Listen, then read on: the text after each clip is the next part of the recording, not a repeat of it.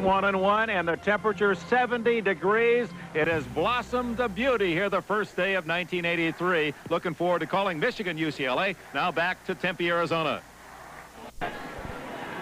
And the weather in Pasadena, a perfect 70 degrees under sunny skies. Michigan from the Big Ten against the UCLA Bruins. The Pacific 10 teams have won 7 of the last 8 games. Hello, everyone, and Happy New Year. I'm Dick Enberg, and I'm working today with Merlin Olsen, the Grand Marshal of this, the 94th Tournament of Roses Parade. And at the moment, as you can see, Merlin and his family are about to make the grand tour around this stadium and acknowledge the 104,000 fans. He joins an illustrious group: Bob Hope, John Wayne, President Ford, and others to be so honored. Right now, let's go to New York and Len Berman. Beckler, his first Rose Bowl win 2 years ago. And leading the Michigan offense is number 1, Anthony Carter, one of the most prolific receivers in college football history.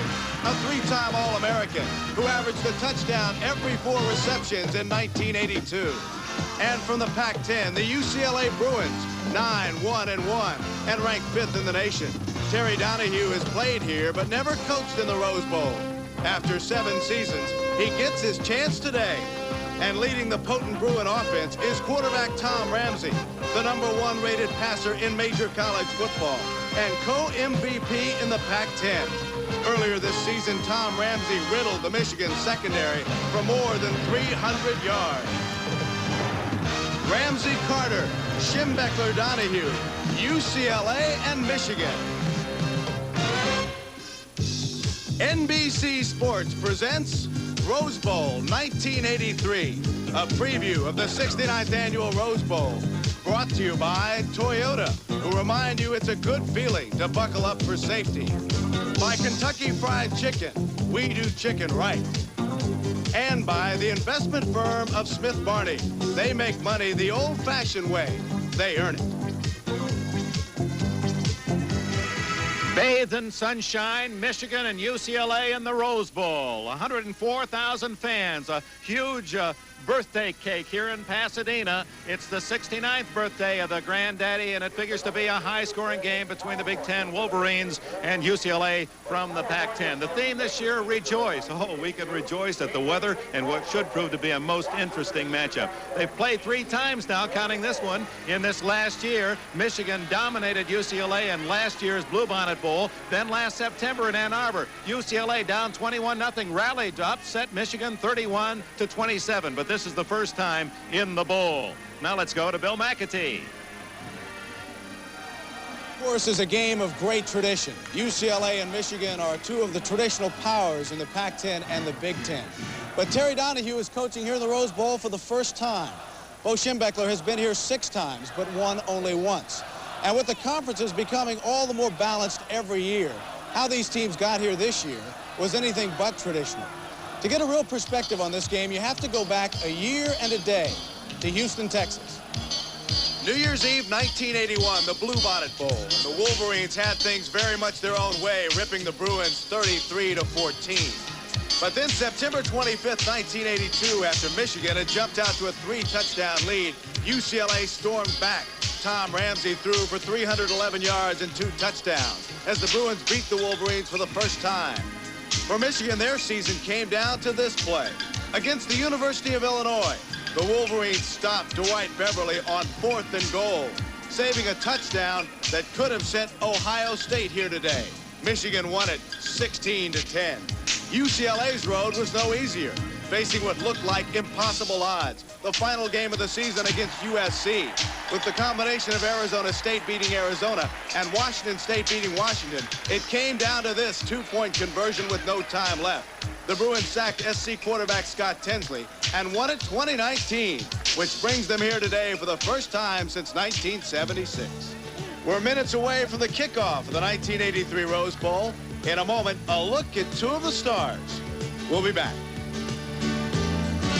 Something special about the national anthem on the very first day of a new year. Today from the Rose Bowl, it's performed by the University of Michigan Marching Band.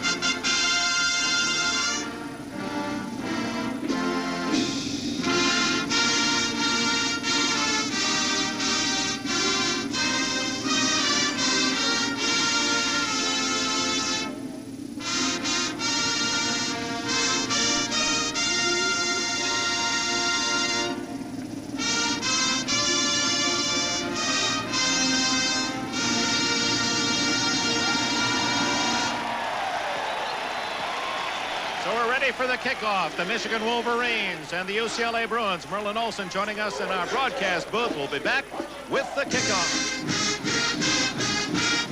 A Chamber of Commerce Pasadena day, and here come the Michigan Wolverines.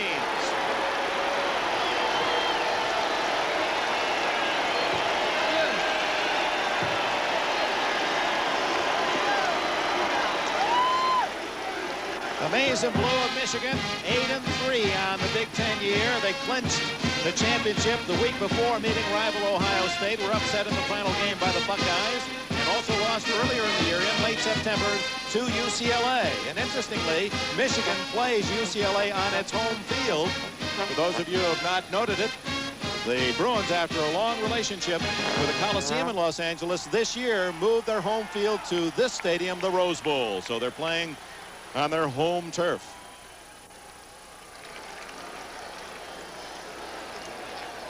UCLA Bruins, and here they come. Terry Donahue's team, his best club, 9-1-1.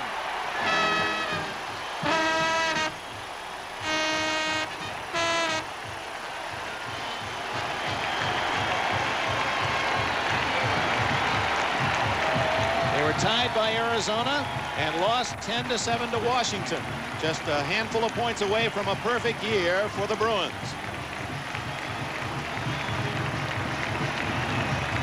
All right, Merlin Olsen, some focal points. Dick, I think the first thing we have to look for is whether UCLA can control the great Anthony Carter, and if they can control him and also control the Michigan rushing game.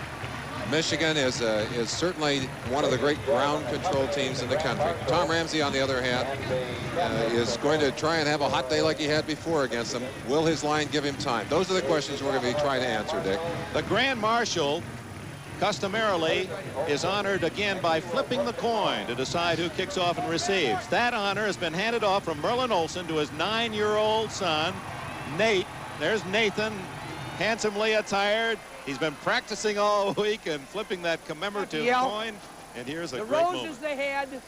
The replica of the stadium is the tail.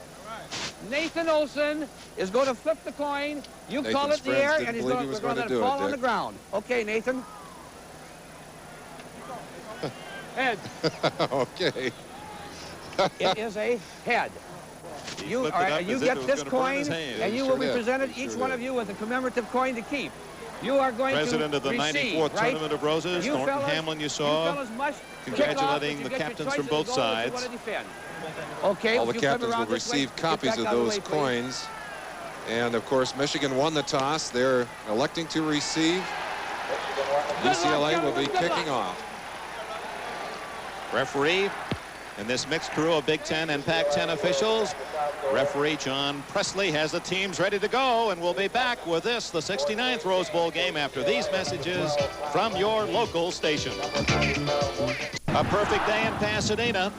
Michigan, the only team to beat a Pacific 10 entry in this Rose Bowl in the last 8 innings, as the West Coast has dominated 7-1, and they've won 11 of the last 13 after it was the Big Ten that was overwhelmingly the winner in the early years of the Pac, started after World War II.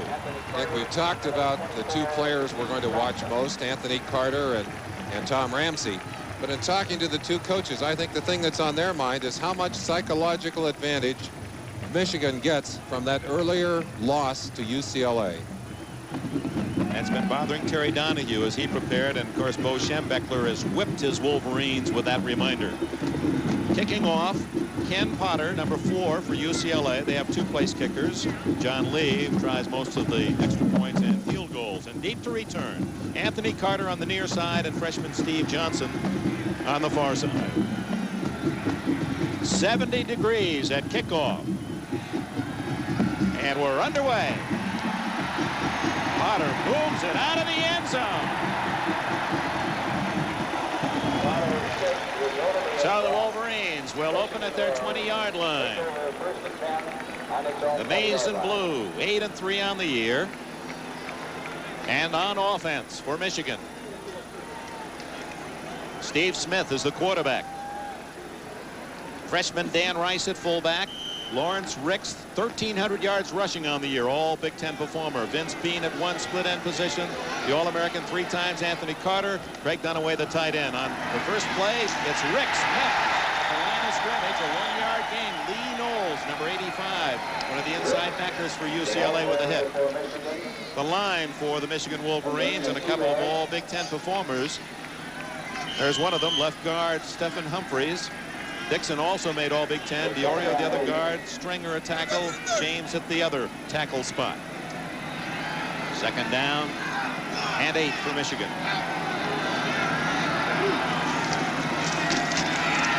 Ricks again. Not much there for the senior from Barberton, Ohio. Knowles again reading the play. Backed up by David Randall, number 64. Let's look at that defense for the Bruins. Holding Michigan to just 2 yards gained on the first 2 rushes. There's an All-American potential, Carl Morgan in the middle with Randall at one tackle and Barbie at the other. The backers, Montgomery, Knowles, and the outside Leone and Delacono. Intended for Carter, knocked away by Lupe Sanchez, and Michigan will have to kick. Montgomery, Knowles, Delacono, and Leone, the backers for UCLA. The deep back Sanchez, who just made that defensive play. Jimmy Turner, Tom Sullivan, and the hitter, Don Rogers. Michigan, this year, has allowed the man to return a kick for the opposition no more than 6 yards. That's the longest return all year, 6 yards. Sanchez, on the other hand, who is going to return this kick, averaged over 15. Bracken's boot. High spiral. Sanchez gets about 5 or 6 to the 41, 42-yard line.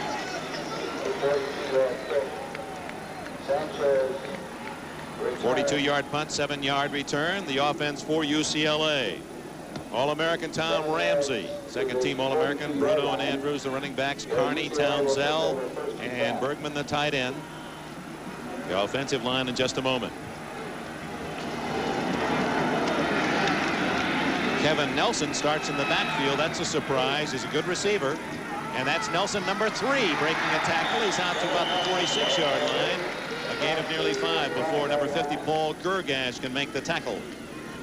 The line for UCLA features Wingle, Dufour, Williams. Eatman moved from defense, and Love. Eatman moved 4 games ago from defensive tackle to offensive tackle. Terry Donahue feels a very important change has helped the running game for UCLA. From the 45. Not much there. As tripped up is Danny Andrews, number 24 at the 48-yard line. It'll be 3rd and nearly 4. The defense for Michigan. Tough against the run. Sincic is the nose guard with Caraway and Brooks at the tackles. Gergash and Bourne, the 2 leading tacklers inside. Thompson, the good rush man, and Rose are the outside backers. With Bostic, he's an all Big Ten performer. Cooper, Body, and Burgai, the deep 4. 3rd and 4, UCLA at its 48. Ramsey's first throw of the game. Completes it. And I don't believe enough for a first down at the Michigan 49-yard line. It appeared to be Bergman, the tight end. One of the things that Tom Ramsey does so well, Dick, is to scramble out of trouble. He's running against the grain, has to throw against his strength here, but puts the ball on target at the last second, gets it into the hands of the receiver, but it's short. They won't get the first down. They'll have to kick it away. That was Kevin Brooks, number 52, that pressured Ramsey. Kevin Bunifay, sophomore from Tulare, California. There his average on the season, 42.5. Carter, the All-American back at the 13-yard line. Beautiful spiral. Carter's going to field it at the 3-yard line. Runs into his own man, and now he has blockers.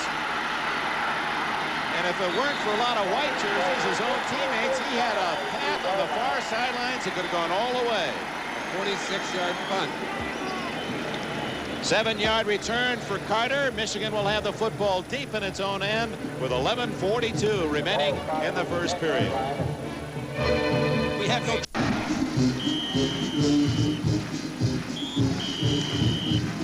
This 1983 Rose Bowl game brought to you by Toyota, to remind you that it's a good feeling to buckle up for safety. By Goodyear, makers of Arriva, the all-season radial. By Sharp Electronics Corporation, from sharp minds come sharp products. And by Lowenbrau, when you want the taste of a truly great beer, there's really only one. Tonight, let it be Lowenbrau.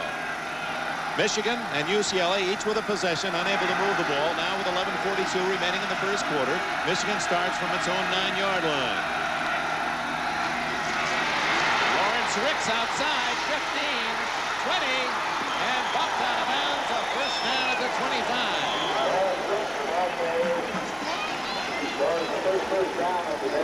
First down, 15 yards for Ricks. Lawrence Ricks, the #1 producer for the ground game of Michigan. They wanted to bounce him outside here. They did. They paid a price for it. He showed you some flying speed as he turns it up, picks up an easy first down, gets a few extra yards before he's rolled out of bounds. Looking at it from ground level now, you see the move outside. Blanchard Montgomery, the man that pushed him outside, a miss there by Sullivan. Excellent play. From the 25, they give it to the fullback Rice, and there's not much there at all. Eugene Leone, number 33 from Ambler, Pennsylvania. Lee Knowles from Huntington Beach, California, the tacklers. Give you an idea of how important Ricks is to that ground game. Carries the ball 45% of the time for Michigan, makes 48% of their rushing yardage. 1,300 yards for Ricks. Bo Schembechler, interestingly, from Barberton, Ohio, and Ricks from the same hometown. 2nd and 10. Down the middle, complete to Dunaway. The tight end and a first down at the Michigan 43. Craig Dunaway, number 88. They love to go to him. Of course, you know that they're going to be double covering Carter, which opens some space for the big tight end down the middle. And Bo Schembechler's offense quick to take advantage of that. You see Dunaway breaking off the line. Single coverage there from Lee Knowles. Knowles stepped outside, gave Dunaway a little too much room on the inside, and a fine pass from Steve Smith. Michigan starting from its 10 now has a first down at the Wolverine 43. Ricks breaking tackles, gets to near the 48. Blanchard Montgomery, number 27, and Lupe Sanchez collaborated on the stop. Lawrence Ricks, a powerful running back, wears shoulder pads you'd normally see on an offensive guard. Not that big a man, but great power in his lower body. Went to the same high school as Billy Taylor, was a fine running back for Michigan, early 70s. Ricks again. Stopped right at the line of scrimmage at the 48. Mike Barbie, number 89 from Sacramento, made the stop. Dick, if Michigan had their way today, they would take the football and grind down the field as many times as possible, control the football. They don't want UCLA and Tom Ramage to have a chance to hold the ball and get it in the air. They'd like to eat the clock, go down and put some points on the board.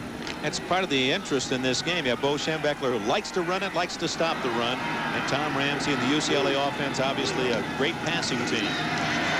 Under a blitz, he gets it away and drops. A perfect throw by Steve Smith, who was pressured hard by Blanchard Montgomery, number 27. A stunt going on the inside. Montgomery, the linebacker, coming wide open. You'll see Montgomery coming from the backside right there. Smith just catching a glimpse out of the corner of his eye, delivered that ball on target. What an excellent pass under pressure, but the receiver simply could not hang on to it. Rogers, the man who dropped the football. Lupe Sanchez at his 11-yard line is Don Bracken, who owns the Rose Bowl record for the longest punt 2 years ago. Kicked one 73 yards. Fair catch and in a crowd. A good job by Sanchez at the 21-yard line. Sanchez unafraid as he raced in there. That could have spelled disaster, but he pulled it off. Timeout, 9 minutes and 29 seconds remaining in the first quarter here at the Rose Bowl in Pasadena. The Wolverines and the Bruins, no score. Tournament of Roses, rejoice, and we were all happy for you and proud. Well, it's been an exciting day, but a very long day, and it's going to get a lot longer, but we've got a lot of excitement on the field, and that gives me all kinds of energy. I'm looking forward to seeing this game. Can't even pick up his right arm. He's been waving it for 5.5 miles, and some million people along the parade route. Tom Ramsey, the quarterback, has played throughout his life in the shadows of Jack Elway, the All-American from Stanford. And this year came into his own. Appears as tight end Bergman across the way. Paul Bergman from Canoga Park, California. Ramsey so very quick, uses his feet. Watch how quickly he gets back to set this one up. Pure pass play, reading his tight end. He had another receiver downfield. Could see that he was not going to get the shot open and rifled it outside, put it in perfect position. 5 yards in the play. Out of the eye this time, Nelson. He has a first down at the 36-yard line. Kevin Nelson, the younger brother of the Minnesota Vikings rookie Darren Nelson, who was an All-American at Stanford. 10 yards for the junior from Los Angeles. Dick, will see a lot of backs alternating for UCLA. Nelson, one of them. The reason for that is that Coach Donahue doesn't feel that he has a dominant back, and he's got a lot of small backs, 5'10", 194 pounds, but not a tough. Not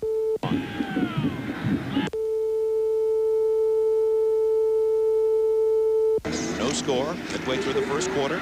Ramsey staggering and getting back to the line of scrimmage. Good defensive thrust by the Michigan Wolverines. Al Sinsich, number 53, the nose guard from Cleveland.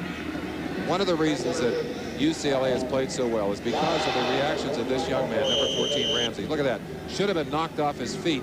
Managed to get back to the line of scrimmage. I guarantee you those are some of the toughest yards in football. He did it with great class. And give 48 Tom Hassel credit for pressure on Ramsey. Second and 10. Swings it out. 9-yard line. You could hear the pads pop as Kevin Brooks from Detroit, Michigan, number 52, met Bruno head on. Well, put on your helmets at home.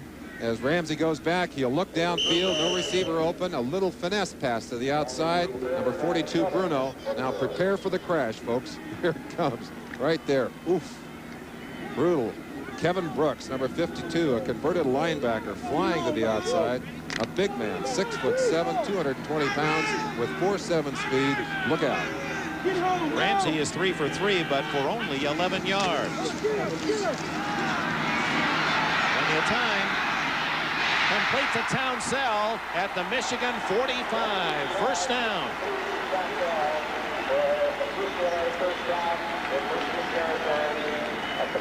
JoJo Townsell, an extraordinary receiver at the college level.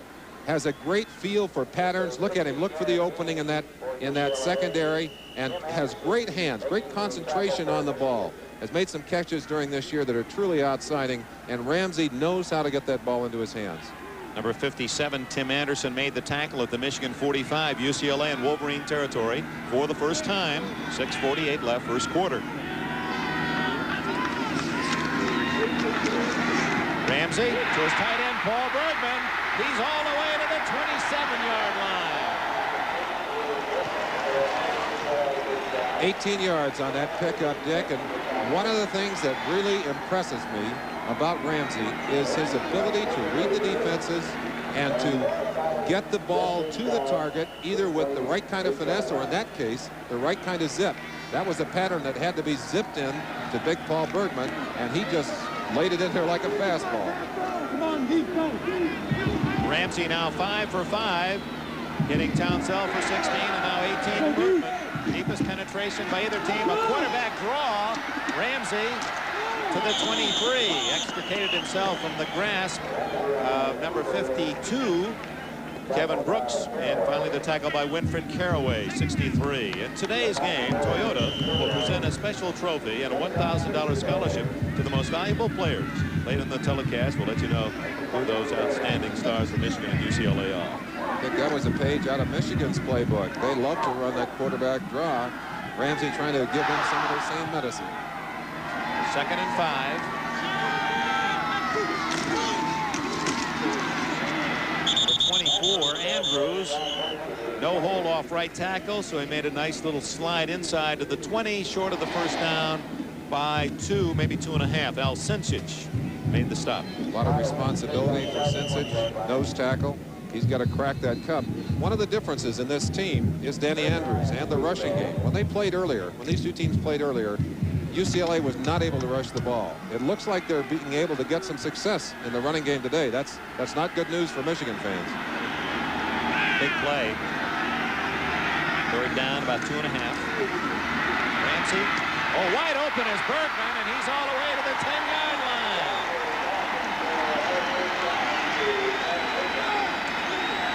It appears Michigan's deep defense looking for the speed of Townsell, and Kearney and Bergman slipping in underneath.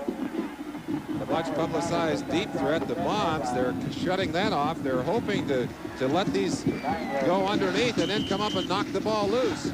But they're not getting it loose from Bergman there.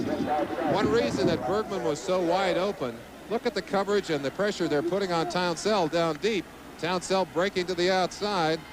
Cormac Kearney breaking to the inside on the other side of the field. But they're hitting him short.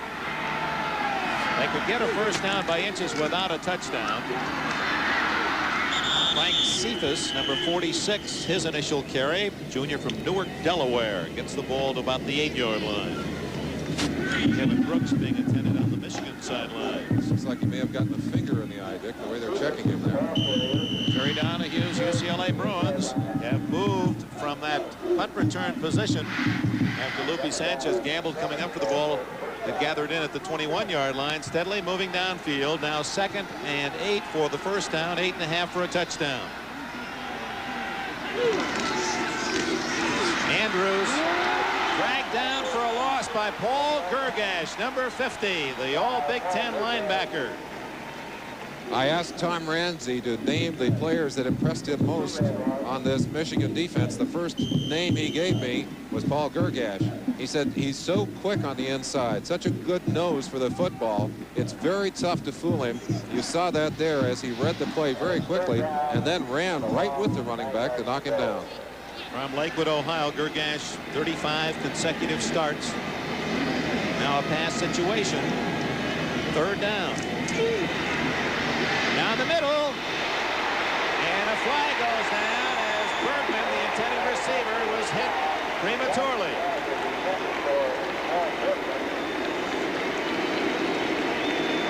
Give you a chance to sense this play coming right into your living room, coming from right to left across your screen. Now you'll see the receiver coming in, and the contact right there, well ahead of the ball. Mark Ferguson, the man that grabbed him, pulled him down.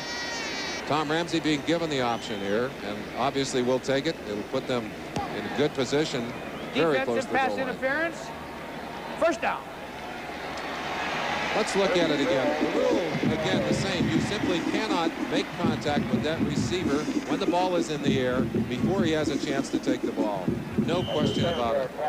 And Ramsey, how did he feel about it? Well, we'll give you a look.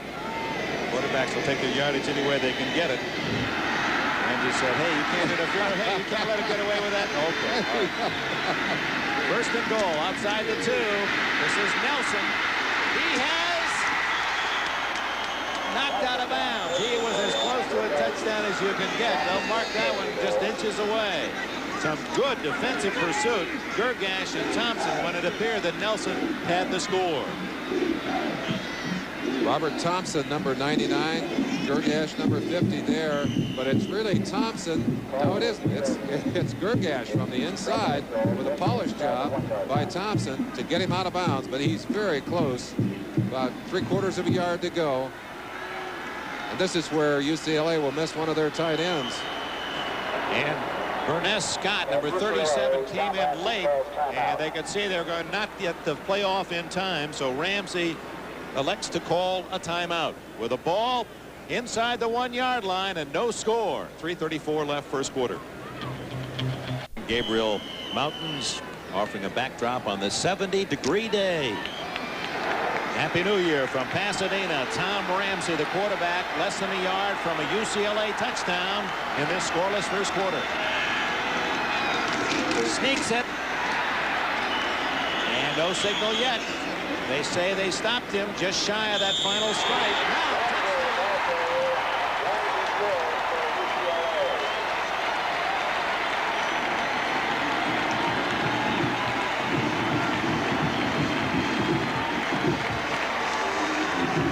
Ramsey able to slide in under the stack there. Referee not willing to call it until he saw where Ramsey ended up. But great second effort by Ramsey as he just pushes and pushes. Caraway and Anderson, the two men pushing on him there. Gets a good shot from Dan DeFore, his center, and slides over the top. Number 75, Eatman in there, driving people back. Good play for the Bruins. Let's see if they can make it 7-0. Rick Neuheisel, number 10, will hold for John Lee, Korean-born, place kicker. Neuheisel separated his shoulder in the final game of the season against University of Southern California, but is able to hold.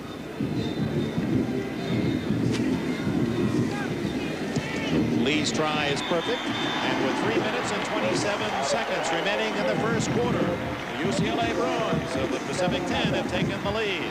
7-0, 3:27 remaining, first period.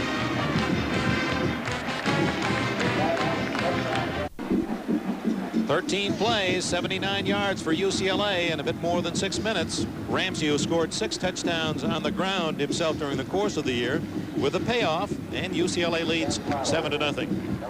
Anthony Carter and Steve Johnson will be deep to return as Ken Potter sets to kick off. Carter, who is such a tremendous all-around athlete, and now that he's in his final collegiate game, will be used on all punted kickoff returns. Potter didn't give him a chance the first time. Let's see about this one. No. That's one way to defend Anthony Carter. Well, NBC is proud on January 15th to present the Hula Bowl, the showcase of senior talent in college football, live from Honolulu. Such players as two-time Outland winner Dave Remington, explosive running backs Eric Dickerson, Kurt Warner, quarterbacks Dan Marino and Tom Ramsey. They'll be displaying their talents prime time here on NBC Sports, January 15th at 9 p.m. Eastern Time. Carter in motion and trouble. Breaks one tackle and is bumped out of bounds at the 19-yard line. A yard lost by Lupe Sanchez.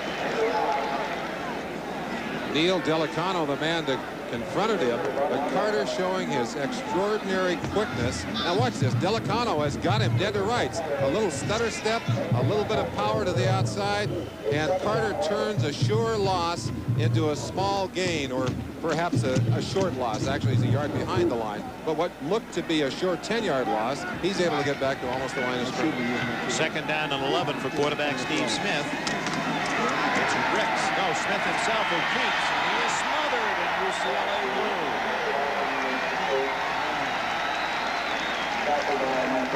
Dan Rice diving up inside. A strange play for Michigan. It looked to be a delayed kind of setup, almost a delayed option, as he faked the ball to his fullback diving up inside and then took off to the outside on an option. Did not make much yardage. Going to make it third and over 9 yards, almost 10 yards. Probably going to have to throw the football here, Dick. Bo Schembechler, who would rather run it, but looks at 3rd and 10. Smith. Ooh.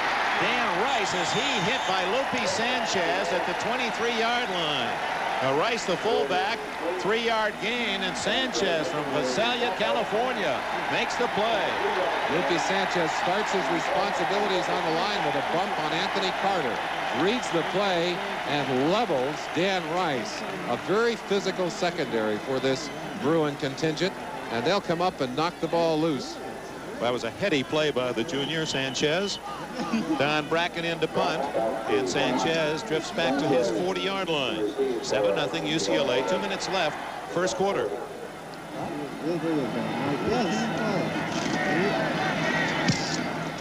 Good kick. Sanchez, no fair catch. Breaks a couple of tackles. 45 and out of bounds at the 47. No player all year in the Big Ten was able to return a Bracken punt that far, but Sanchez, a bit of daring. A great double block by number 41, Doug West. But let's go back to that play just before, when you saw Sanchez come up with that great tackle. Another shot of Rice as he looked around and knew he was in trouble with Sanchez right into his ribs. Sanchez then return goes to the punt return responsibility and puts UCLA in good field position at its 46. Quick swing out to Bruno. And he powers his way to the Michigan 45-yard line. Takes half the Wolverine defense to get him down after an 8-yard gain. Excellent. Hardly a friendly gathering around the ball carrier, but there's an old friend of ours, the Goodyear blimp, Columbia, with Joel Chamberlain of Norwood, Massachusetts at the controls. Excellent gang tackling by Michigan. Unfortunately, a 9-yard gang, or 9-yard gain before they got him on the ground. Keith Bostic, great safety, and Evan Cooper, two of the defensive backs there first, along with Marion Body. They were swarming on that play, but they've got to swarm a little quicker if they're going to stop UCLA. Ramsey is 7 for 7 passing, stays on the ground, and a big hole for Cephas, who gains another 10 and a UCLA first down. Excellent ball handling, good faking by Ramsey. Watch Ramsey, he's taking the ball. We're starting at his feet to show you the quickness as he rolls out of there, and then just hands the ball back inside to Cephas, who ripped a nice hole there. Number 40, Boren, Tom Boren, the man coming over to get in on the stop initially, along with 89, Carlton Rose. It's been an impressive first quarter for UCLA. They have 7 on the board, and they're driving again. Nelson up the middle to near the 30-yard line. About 5 more yards for UCLA. This UCLA offense is designed by Homer Smith along with Terry Donahue. But Homer Smith greatly influenced by the San Diego Chargers, by the sequence that they run offensively, and has a quarterback that can run some of those plays. Well, Terry Donahue has even mentioned that he has realized about 5 years ago that he was going to have to pass more, be more contemporary, and has done that. And the statistics have been dramatic. He finally has himself quite a thrower in Ramsey. Outside goes Scott, but not for much. To the 29 of Michigan, where it'll be 3rd and 4. Burness Scott, sophomore from Linwood, California. He's listed as the 3rd string tailback. And that is the end of the first quarter here in Pasadena, California. UCLA Bruins on a long drive and a score by Ramsey, lead early. Robert Thompson, all Big Ten, and an academic All-American, clinical psychology. Blue Island, Illinois is home. He is the top pass rusher for the University of Michigan. Had 12 tackles for losses during the course of the year, high in the club, and second all-time, 37 in his 4 years at Michigan, second only to Curtis Greer's 48. Bill Schembechler would like to see that number 99 on top of the 14 worn by Tom Ramsey. It's 3rd and 4 in a passing situation for Ramsey at the Michigan 29. Ramsey incomplete at the 20-yard line. A diving try by Burness Scott. Mike Boren on the coverage. UCLA's drive is stalled at the 29. Let's see what happened to Robert Thompson on that last play. We talked about the pressure. They were blitzing, trying to get pressure on Ramsey, and able to do that. Thompson coming from the outside. I think they had Geargash coming out. There's Geargash 50 coming from the inside. But Ramsey able to avoid the rush. Just flipped that ball a little too hard right through the hands of the receiver. Let's see what they can do with this field goal. 46-yard try by John Lee. It's short. And Michigan has stopped the Bruins and will take over at the 29-yard line. A very, very important down for Michigan. Had they been able to convert on that field goal, they would have sustained their momentum. Right now, Michigan's got a chance to get back into the football game, take the ball down the field. Just seconds gone, second quarter. Early in the second quarter, Bo Schembechler's Wolverines have their best field position starting the series at their own 29, starting at the 20, the 10, the 20, now the 29. Schembechler, pupil of Woody Hayes at Miami of Ohio, he's now 50 years of age. Left-handed pitcher in his college days. Here's his right-hander, Steve Smith. Throws a pretty mean hat, too. He does indeed. Smith to the sidelines to Carter, and a first down at the 43. Carter's first catch is good for 14 yards. One of the tough things facing UCLA today, facing their coaching staff, especially Tom Hayes, defensive coordinator, is how do you control Carter without weakening the rest of your defense? You see how swift he is in getting downfield and finding the opening. Anthony Carter making a big first down for Michigan on that play. Over 3,000 yards in receptions, Carter at Michigan. 7 touchdown catches. Big Ten records. Good protection. Carter again at the UCLA 44, first down.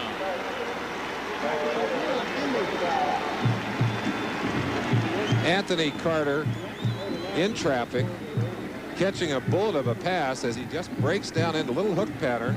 Watch that ball. Very hard throw, and it's excellent job by Don Rogers. 32, Tom Sullivan, one of the men responsible for the turf that Carter's trying to open up. That's Bean that he was working on there. And as he went out with Bean, he opened an alley for Carter behind him. 2 good throws by Smith. Now on the ground to Ricks. And he's hit shy of the 40-yard line by Mike Barbie, senior starter from Sacramento for UCLA.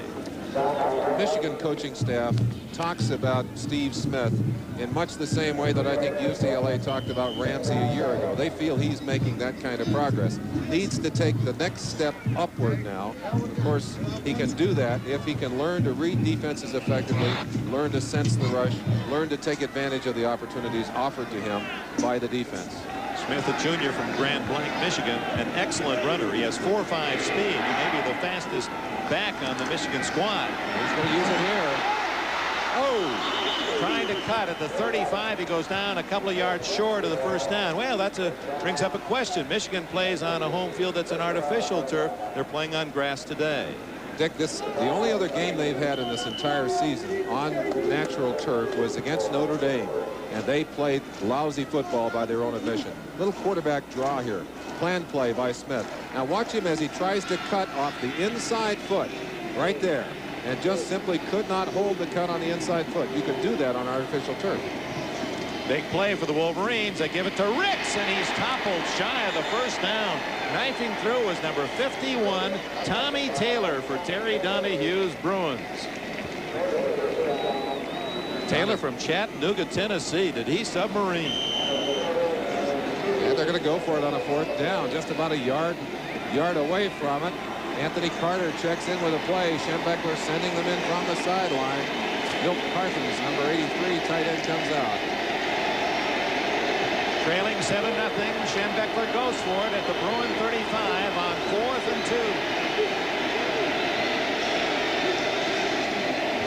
2. Carter. First down at the UCLA 29.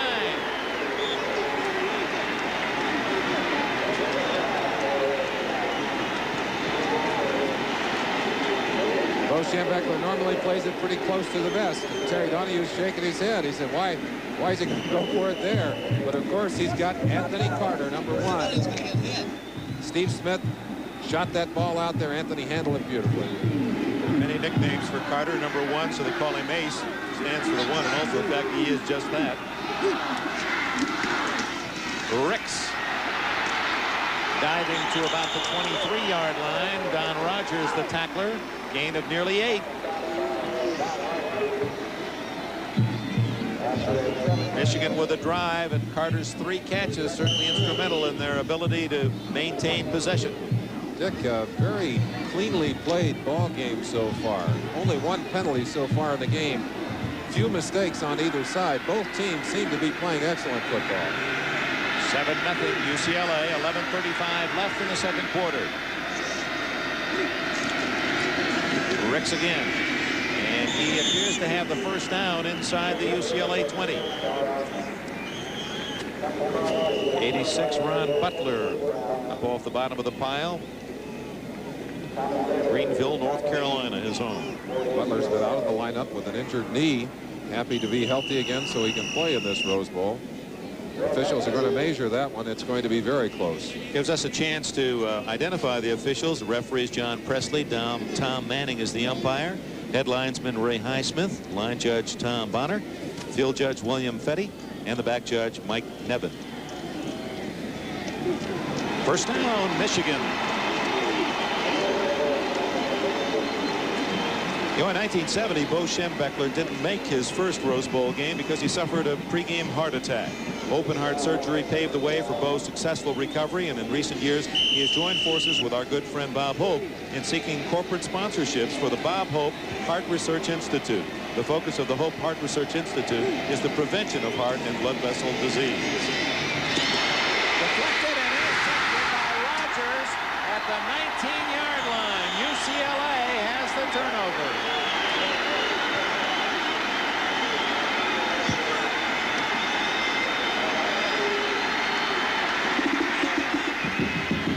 That's the kind of mistake that Steve Smith can't really be blamed for. He put that ball in the hands of the receiver. It simply skipped out. But again, a young quarterback at times puts a little too much shot on that ball. Goes right through the hands of his receiver, almost through the hands of Rogers, who's able to pull it down. Vince Beam trying to strip the ball out from behind him. Let's see what kind of rifle he puts on that ball. He really shot that thing out there. Just unable to handle it there. Second bounce, UCLA ball. Yeah, he was throwing for Rogers, but he found the wrong one catching it. At the 27-yard line goes Danny Andrews. Rick Rogers, who dropped the pass earlier, appeared to be the man who had his hands on that last one. Deflected into the secondary to Don Rogers of UCLA.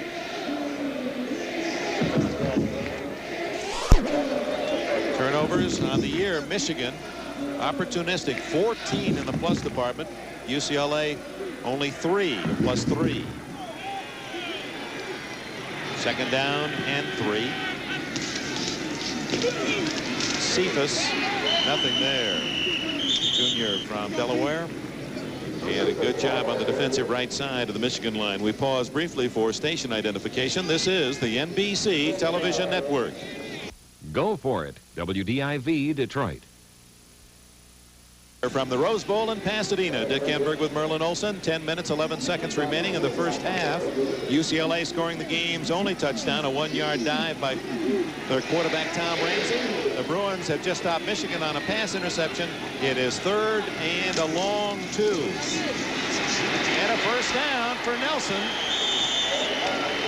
Kevin Nelson has been a bit of a disappointment for UCLA this year. The Pacific 10 Skyriders in the preseason voted him as the potential back of the year in the conference, and yet he lost his starting job to the freshman Danny Andrews, but trying to win favor back from Donahue with his play in this first half.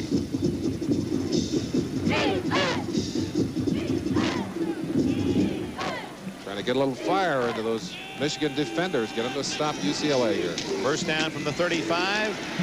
Fake the draw, and then he threw to Nelson.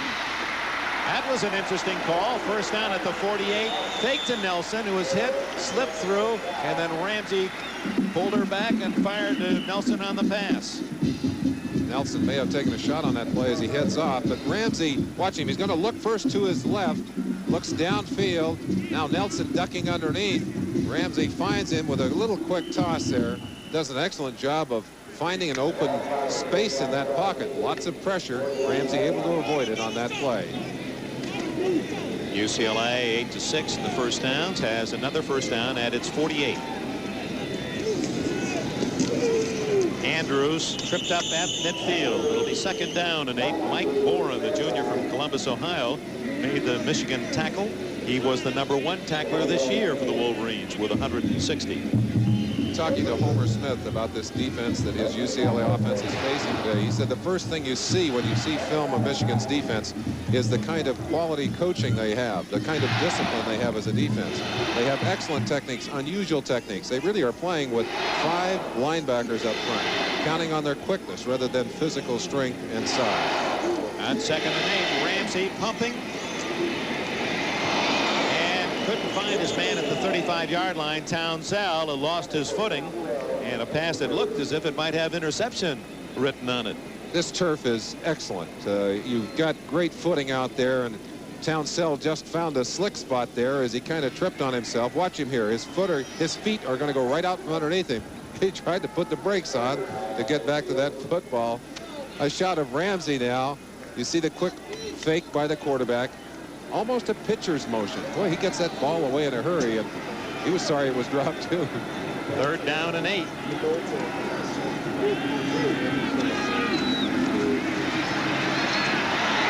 Ramsey a makes the rush and gets to the Michigan 47 for a gain of 3, but UCLA will have to punt it away. Mike Bourne made the tackle. The Wolverines had someone coming on Ramsey that time. 99, Robert Thompson. Watch Ramsey now. Thompson will go right over the top of it. Coming in from the inside, Ramsey just ducks underneath him, just like a bullfighter going under the horns of a bull. And had he not tripped on his own man, might have been able to get away for yardage. The punt by Bunifay. Ooh. That's Carter with a fair catch at the Michigan 12. It was a bad snap like that that set up a touchdown back in Michigan for them, as Bunifay was unable to handle it, kicked it away, and set it up for a Michigan TD. 35 yards for the punt. Sharp introduces the Arroyo Seco. That's about a mile from the parade route. There are friends from Japan. Of course, this being televised around the world. And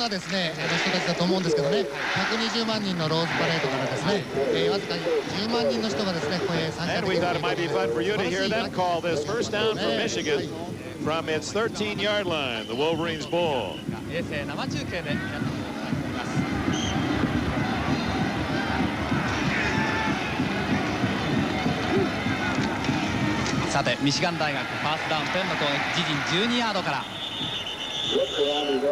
Lawrence Ricks out of bounds at about the 17, maybe the 18. Lee Knowles made the tackle.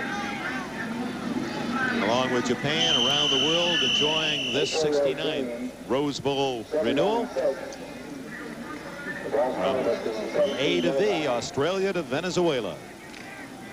And of course, to the members of the armed forces in the Atlantic and Pacific fleets. Happy New Year, everyone.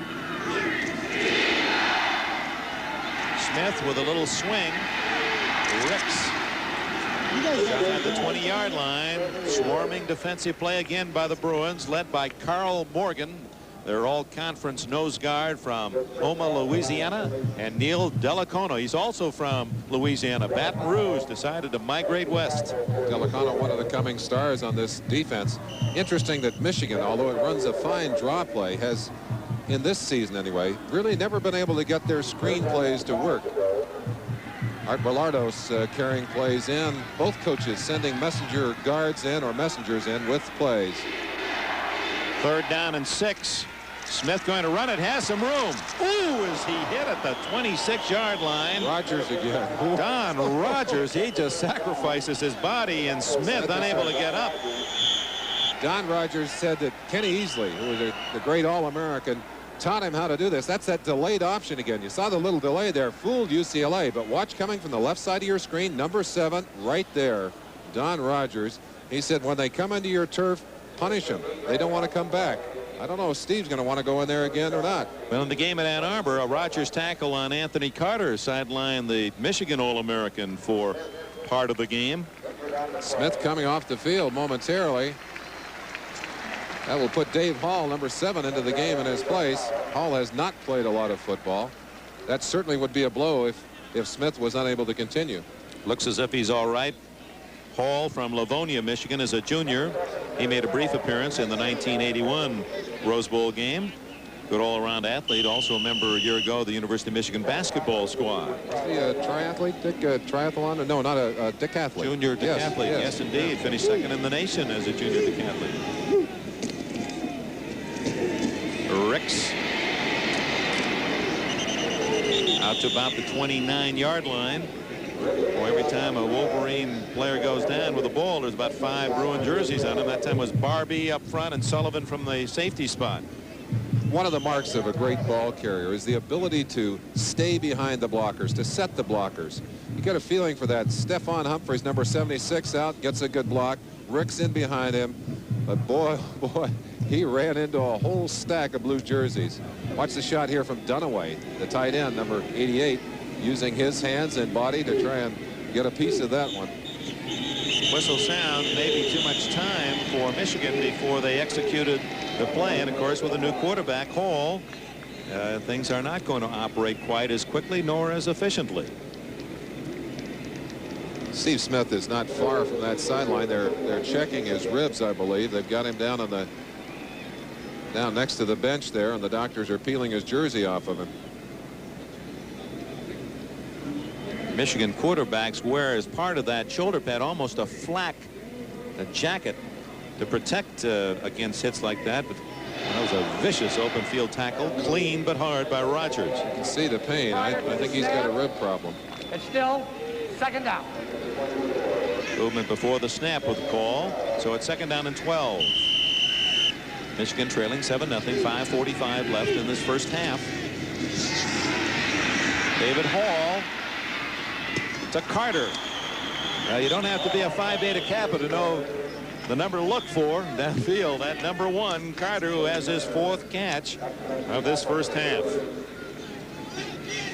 AC. And that's electricity. As he gets down, just breaks a simple pattern to the outside. Hall is a little late with the throw. Carter ready to receive that ball, but came back to the football. Again, the mark of a good receiver. Had he waited for that one, it might have been intercepted. 3rd and a long one from the 34. Ricks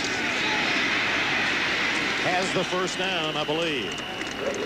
Lupe Sanchez finally came up from the left corner to make the tackle. Smith's in pain on the near sideline. They're checking his right shoulder. And it's quite, well, no, it's his right arm now. Or perhaps they're going to just strap that shoulder down. That's what it is. I think a shoulder separation, and that is bad news because that's his throwing arm. That might mean that we will see no more of Steve Smith today, and the fine junior quarterback who has done so much to help his team to a winning season and a berth here in the Rose Bowl might be sidelined the rest of the day. David Hall, who threw the ball only 14 times the entire season, 7 for 14, takes charge. On first down, Ricks to the 40 of Michigan, a gain of nearly 4. Let's go back and see that hit again on Steve Smith. Coming from the right side of your screen now, number 7, right there. And you see the shot as the arm lifted up. Rogers coming in underneath in the rib area, but lifting up into the shoulder and into the arm. It is a different as you see Smith now disappointed, obviously, and hurt. He is reduced to a spectator's role. His replacement Hall way off the mark on that attempted pass to Eddie Garrett, number 32, a freshman from Milwaukee. Certainly a different throwing motion from Dave Hall, number 7. Let's take a closer look at him as he goes back. A little bit stiff in his movements. Does not have the appearance of a great athlete, and yet, as you said, is a great athlete. Kind of throwing in a stiff motion, too, and I think tentative. I think afraid a little bit. Quarterback's got to be able to pull the trigger. But when you've only thrown 14 passes in a season, it's difficult to come off the bench and step right in and play.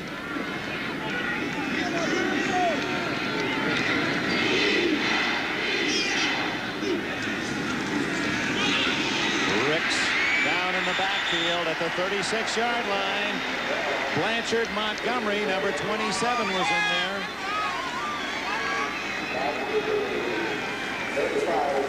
Dick, when you put a second-team quarterback into the game, one of the first things you'll see a defensive coordinator do, and I'm sure Tom Hayes is already doing it, is throwing the blitz at him to check him out. Second-team quarterbacks don't usually read as well. Consequently, they aren't able to take advantage of the blitz. Bracken to kick. Will deliver from his 26. Oh, did he hit that one? Sanchez, fair catch. Oh, and a good bounce for Michigan, and the Wolverines will down it inside the Bruin 10. So the Rose Bowl record holder, Don Bracken, 73-yarder against Washington 2 years ago, hits a 56-yard with no return, and we have a timeout with 3:08 remaining in the first half, and UCLA up by 7. We approach halftime in the Rose Bowl. UCLA leading Michigan 7-0. The other scores today in the Cotton Bowl: SMU 7, Pittsburgh 3, and in the Fiesta, Arizona State the winner over Oklahoma, 32-21. Merlin Olsen, it has seemed to be a UCLA first half. Are you surprised at just 7 points on the board? They're one play away, at least Michigan is one play away from tying the game, and they have had a lot of bad luck in this first half. No bad luck there. Great defensive execution by the Michigan Wolverines, led by Carlton Rose, 89, from Fort Lauderdale, Florida. one of the things that happens to a team when they lose a quarterback, when they lose a star, is that the other members of the team, especially the veteran members of the team, the guys who are seniors and the guys that have been playing for a while, they suck it up. They come a little bit harder. On defense, they're going to suck it up a little bit. You'll see them coming harder here. They want a turnover. They'd like to kick the ball loose, get a chance at a touchdown themselves. On second down, Frank Bruno across the 10 to the 11-yard line. That'll be about third down and 7. Bourne and Gergash, two fine inside linebackers for the Maize and Blue, made the tackle as time ticks away at the end of this first half. Certainly had a lot of calls for those two inside backers today, as they are living up to their reputations as quick, aggressive football players. UCLA 4 for 7 third down conversions. Ramsey stays on the ground to Andrews. Out of bounds at the 18-yard line. That'll be very close to a first down. Robert Thompson, number 99, getting blocked by Duval Love, 67, gets outside, gets by a second block, and almost gets number 24, Danny Andrews. Andrews knocked out of bounds just shy of the first down. We're going to see a kick here for 17 coming in. Kevin Bunifay will punt for UCLA. And Carter should come up with good field position for Michigan. He stands back at the 44 of the Wolverines. They're after him. Rose just missed blocking it. A short kick and a fumble by Carter. And I believe UCLA has recovered.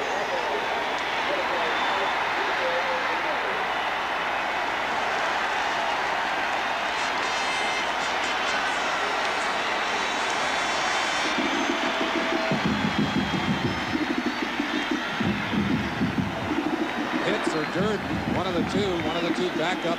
Mike Durden backs. Mike Durden, number 29, in there to recover the football. Carlton Rose just barely missing that football as he dove the inside. Carter looked like wanted the home run, was looking for the open space, did not tuck the football away. It simply popped loose out of his hand, and UCLA gets a very big break here just before the half. 1:45 left before the intermission, and Ramsey back to throw. Going deep for Townsell. Check that, Cormac Carney, the intended receiver. He's not gone to Carney. In fact, this wide receiver who set all the UCLA reception records didn't catch a pass in the last game against SC either. Cormac Carney breaking down inside. Marion Body, number 3, the man that's assigned primary coverage, but just outside of his range. Watch the little long arm fake and then the long shot down the middle. And you see it just over the outstretched hands. Evan Cooper, number 21, the other man inside to try and get that football for Michigan. Second down from the Michigan 48. Ramsey outside away from Thompson. That'll be shy of the first down at about the 38-yard line. Mike Young, number 18, with a catch. Keith Bostic, the tackler. Very impressed with the way young Ramsey has learned to get away from pressure, to give himself some time. And right now, UCLA has called time, but you see the throw right there on the dead run to his left. And the receiver, Mike Young, just a simple turnout pattern, catches the football inside, drops down just short of the first down. It'll be 3rd and 1 for UCLA when we return. What was expected to be a high-scoring game has not developed in that manner. UCLA leading 7-0. They played in late September in Ann Arbor, and the Bruins prevailed 31-27. The Queen, this 94th. I know her because she lives down the street from me, Dick. Well, she had a great line yesterday at the banquet about, you know that this is truly America in which you live. I said, you know that we live in a democracy when the tackles get to ride in convertibles and kiss the queens. That was your day today. Little counter, and on the inside goes Cephas, and a first down at the Michigan 20-yard line.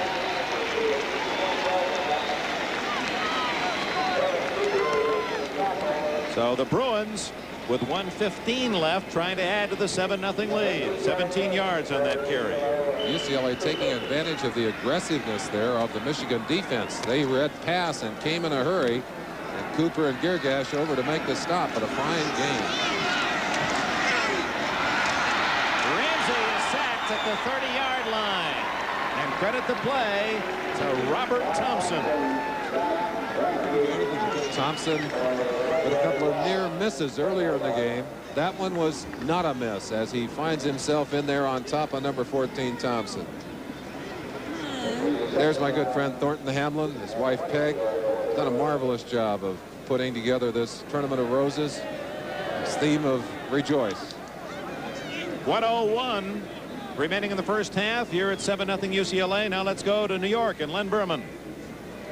Thank you, Len. It's 7-0 UCLA here. And SMU with that win. Should Penn State beat Georgia, some of those Mustangs say, hey, they should be #1. You got to listen to them. They've had a great year and they are unbeaten.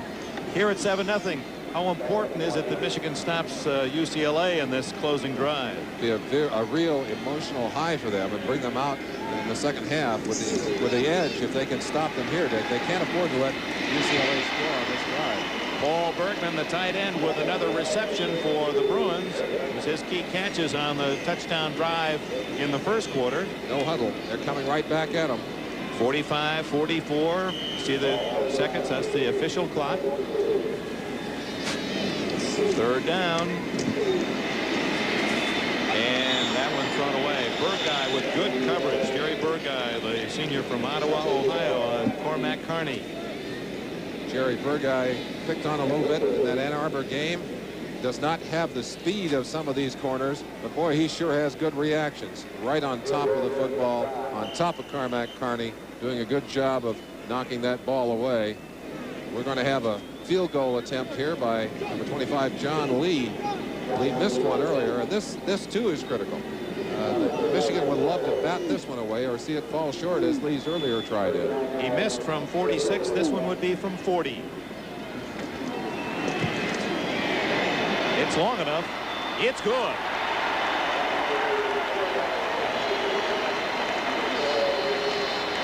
So the freshman, whose last-second field goal tied Arizona here at the Rose Bowl, and everyone said that was, well, there goes the Rose Bowl. But as it turns out, the fact that he kicked that field goal and got the Bruins a tie got them here today, and it's 10-0 UCLA. For a freshman, just has had a fantastic season. Gary Moeller, defensive coach, I'm sure feels that maybe is as good as his defense could do on that drive. Did not want to give up the touchdown. They didn't want to give the 3 either. But at 10-0, they're not that far behind. They've got a whole half of football left. I'm sure you're going to see them come out roaring in the second half. We've got a lot of football left to play, Dick. And don't forget, here on NBC, lots more to enjoy on this January 1st, because after the Rose Bowl game, on to Miami, Florida, the Orange Bowl, Nebraska and LSU set to take the center stage down there in Miami. Don Criqui and John Brody standing by to call it for you. Of course, that always means that terrific halftime extravaganza at the Orange Bowl. They always have Walt Disney and all of his friends. Terry Donahue played in the Rose Bowl in 1966. The 14-12 upset UCLA over nationally top-ranked Michigan State. He was a 197-pound defensive tackle. A tackle. Started his last 2 years. Why did they ever line tackles like that up on me? The kick by Potter. And again, they're not giving Carter a chance to return. Just line drive that one through the end zone. And Michigan, with 30 seconds remaining in the half, will start from the 20-yard line. UCLA scoring by quarter. You can see that pretty good balance through the course of the year. They were the 3rd highest scoring team in the nation, behind Nebraska and Florida State. Now look at the Michigan scoring by quarters. The second quarter always their biggest quarter. Not as big as scoring third and fourth quarters, but they certainly have the capability to come back, pop the ball loose a couple of times. If they can do that, they get themselves right back into this game. Well, they were the 14th best scoring team in the country, averaging over 30 points a game, so it doesn't figure that they're going to be sitting on that goose egg for 60 minutes. Ricks conservatively staying on the ground to the 28th, clock running at 22 seconds.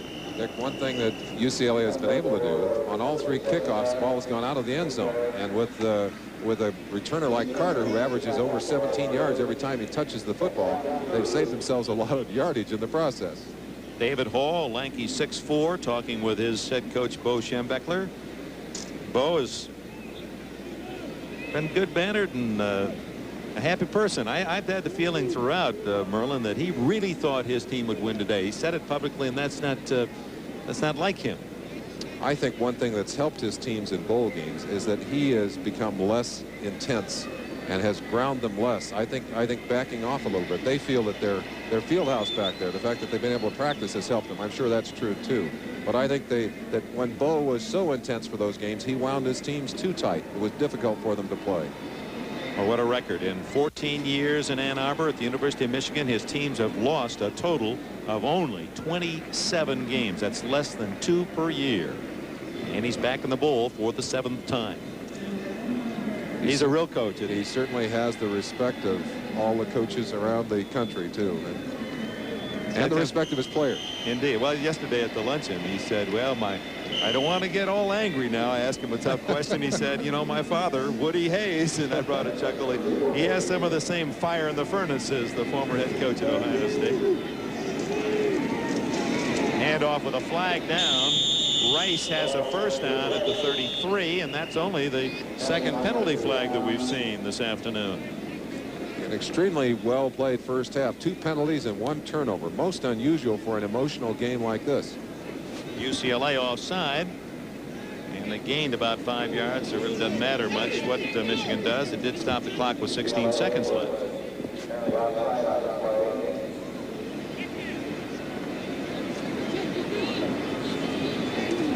Schembechler out on the field of play as he gives his signal as to what he wants to do. Better drift himself back a little bit so he doesn't get penalized. But one thing, I have not seen Steve Smith on the sideline. I'm sure he's gone into the dressing room. They're probably checking him out. Offside, defense, first down. And I'm sure that Bo Schembechler and the rest of his crew would love to see Steve come back onto the field in the second half. That might be possible, although he certainly seemed to be in a lot of pain as he left the sideline area. This large crowd, quiet at the moment. Some 104,000 fans, and blue and gold is the theme of this 69th Rose Bowl game. The maize and blue of Michigan and the yellow and blue of UCLA. Well, we're off after the Rose Bowl to a game that we've been anticipating for quite some time. Here's the schedule on NBC tomorrow. Cincinnati. Actually, that's Cleveland at Pittsburgh. I don't believe it's the Bengals. I hope that's Cleveland. At least that's what it says in my book. There might be a surprise for Forrest Gregg may wonder where he is going. Then we're going to go on down to San Diego, where the Los Angeles Raiders, San Diego Chargers are involved in what should be a most interesting matchup, a high-scoring team. The Chargers against the Raiders with a tough defense and Marcus Allen. And to the winner, perhaps a chance to play all of its games right here in California, including the Super Bowl here at the Rose Bowl. And as late as we've gone into this season and into the playoffs, that would certainly be an advantage. What a beautiful shot of this just gorgeous football facility. Now, folks, in the snow and cold of the Midwest and East, it really isn't that nice in California. It just seems that way. Hall, incomplete at the 50-yard line to Carter, and the Michigan fans wanted a penalty. The hit was made by Walter Lang, a senior from Miami, Florida. Number 2. UCLA loves to get 5 and 6 defensive backs on the field. And, of course, now anticipating deep pass, they've got them all in there. Hit by Lupe Sanchez on Carter first. And now he draws a crowd downfield. Right there, Sanchez, number 21, and then Lang on the backside, but hitting him well after the ball had arrived. He takes a beating in there and comes right up off the field. We have to be impressed with Sanchez. We've caught him a couple of times making one play near the line of scrimmage and then hustling back to be a part of the play downfield. With 8 seconds, 7 seconds. Is it a catch? Yes, at the UCLA 49-yard line to Craig Dunaway, the tight end. He's from Pittsburgh. 1 second showing on the clock as Michigan uses its final timeout. 18 yards on that throw from David Hall. That ball very close to the ground as Dave Hall throws it into his tight end, Big Dave Dunaway, or Craig Dunaway. Let's see if we can see it bounce off the turf. Nope. He's digging it out. Very close to the turf. Tom Sullivan got up saying it was not a catch. But the officials awarded him the yardage. 1 second. Let's see what they can do with that much time. Ironic. 1 second to go, or apparently time running out in that UCLA-Michigan game back in Ann Arbor. And UCLA all the way off the field. The officials called them back onto the field, put 1 second on the clock, and Michigan was able to get a three-pointer through the uprights. I want to talk about something else too, Merlin. David Hall in reserve for the injured Steve Smith reminds me of a Rose Bowl game not too long ago in 1976. Ricky Bell of the University of Southern California against Michigan was injured, remember? And we found out a new name that day.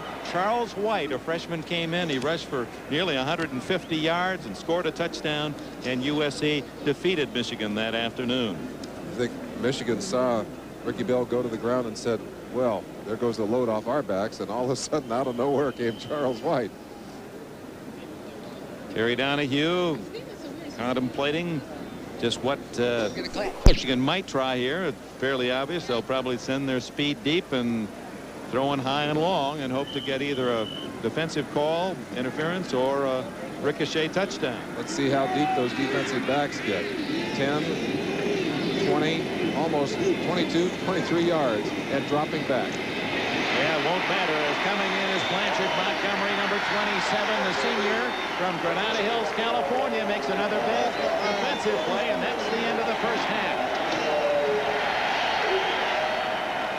UCLA Bruins have 10. Roll comes to the outside. It's an option play, and you'll see Rogers coming from the left side of your screen right there, lifting that shoulder up, separating the shoulder. Be interesting to see whether we're going to see Steve Smith in the second half. You could see him right there, wincing in pain. Ready now for the second half. Yes, sir. Great to be an American on this first day of the year. We hope your days are going to see Steve Smith in the second half. You could see him right there, wincing in pain. Ready now for the second half. Yes, sir.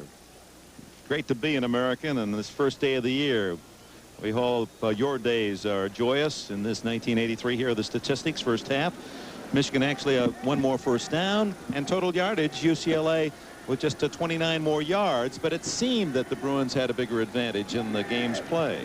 And of course, the second of those turnovers just before the half, allowing Michigan to get that three-pointer on the scoreboard, which was so important. Now they're going to have to start on defense. Al-Haji Sheikh getting his first chance to put his foot to the football here. Ali Haji Sheikh from Arlington, Texas. His dad is a mechanical engineering professor at the University of Texas, Arlington. He was born in the University of Michigan Hospital. Dad, a student at Michigan at the time. It comes down to Dokie Williams, and he fumbles and holds on to it at the 10-yard line. So Dokie Williams, a world-class long jumper and triple jumper, may well make the U.S. Olympic team in the triple jump. Unable to handle that kick, and UCLA starts deep in its own end. Some confusion there. JoJo Townsell kind of came in there on top of him as he was trying to catch that football. UCLA had much better field position in starting drives in the first half. The average at the 32, whereas Michigan, its average was around the 20-yard. Well, it was the 19-yard line. Second half starts in just the reverse. Ramsey on a draw, and the quarterback picks up 5 yards. We pause briefly from Pasadena, California for station identification. This is the NBC television network. Go for it. WDIV Detroit.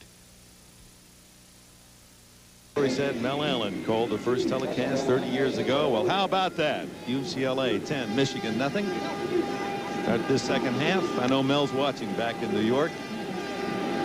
Certainly prepared this seed well for those to follow. Ramsey high and too long for Townsell. Didn't get over the top on that one. Incomplete. 3rd and 5. This first series a very important one for Michigan. I'm sure that they've had quite a chat from Bo Schembechler exhorting his defense to come out and shut UCLA down, stop them, get some field position for their offense. And I think we're going to see a hammering kind of offense from Michigan here in this second half, Dick. UCLA 4 out of 9 Merlin third down conversions. Cormack to the bottom of your picture and Townsell flank left. 2-man rush. Almost intercepted. Burguy was the closest man to the ball. It was intended for Andrews out of the backfield, and the Michigan fans cheer the defense. Michigan just rushing 2 linemen, dropping their 3rd lineman off.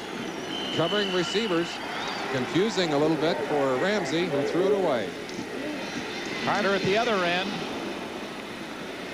Unifei's punt comes down at the Michigan 43. Carter with a fair catch there.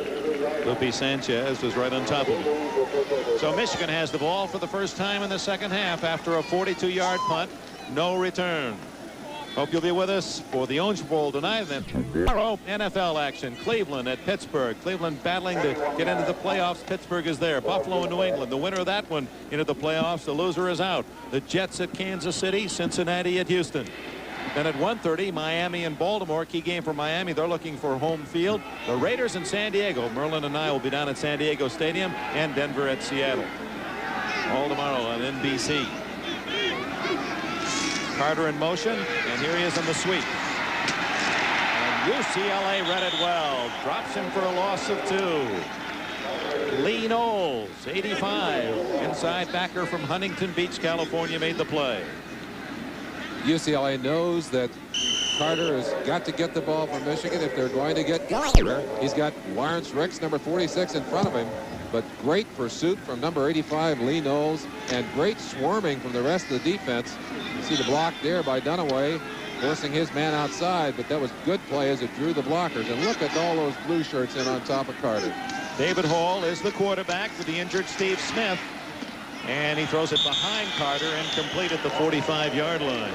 Jimmy Turner, number 35, on the cover for UCLA.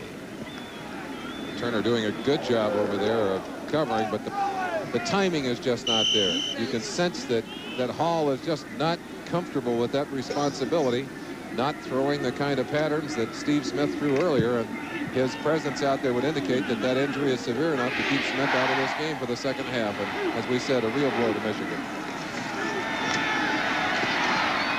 Carter, first down at the UCLA 43, and did he take another lick? Don Rogers, the tackler. Of course, Rogers involved in that earlier shot, but let's watch how Anthony Carter absorbs the shock here, catches it, knows he's going to be hit instantly, absorbs the blow, does a great job of hanging on to a crucial pass. Carter throwing still with that awkward style, but let's give him his due. He put that shot on the money. Hall to Carter, good for 15 yards and a first down. Hall to Ricks, hit immediately at the UCLA 40 by Sanchez, the left corner. He had some help. Montgomery there as well. Michigan scoreless, and Bo Schembechler. You could see an unhappy posture the last time. He had his arms folded across his chest, trying to find some offensive magic in those game plan sheets. He's come out a little more aggressively than I thought he would. I thought he'd come out running the football, but he's got it in the air. 2nd and 6. Little draw that doesn't work. Carl Morgan, nose guard for UCLA. He was the man who made that big tackle against USC on the 2-point conversion to get UCLA into the bowl. Crucial matchup in the center. Morgan right there just blowing his man Tom Dixon back into the backfield and then smothering Ricks before he had a chance to get out there.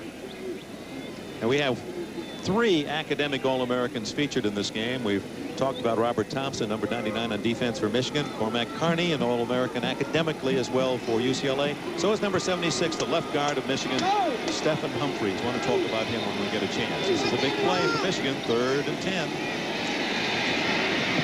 To Carter. And almost caught by Sanchez on the deflection.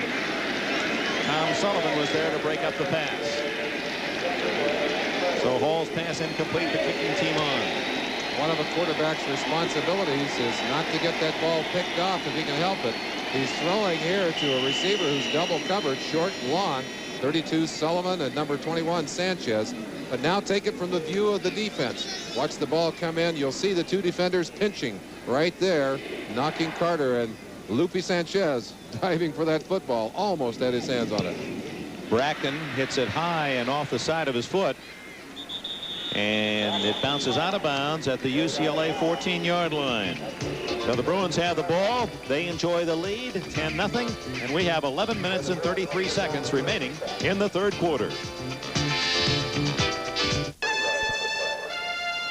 This 1983 Rose Bowl game is being brought to you by Toyota, who remind you that it's a good feeling to buckle up for safety. By Gillette Atra Razor, the twin blade razor that pivots for a close, comfortable shave. By Goodyear, makers of Arriva, the all-season radio. And by refreshing Hawaiian Punch. Dick Enberg and Merlin Olsen, the Rose Bowl in Pasadena. The granddaddy has 11.5 minutes remaining in the third quarter. UCLA leads Michigan 10-0, and the Bruins have the ball first down at the UCLA 14. Ramsey again running that draw. Gets a couple of yards. They got them all dressed up. Caraway and Sinsich winding up in the inside and doing a good job of stopping that play.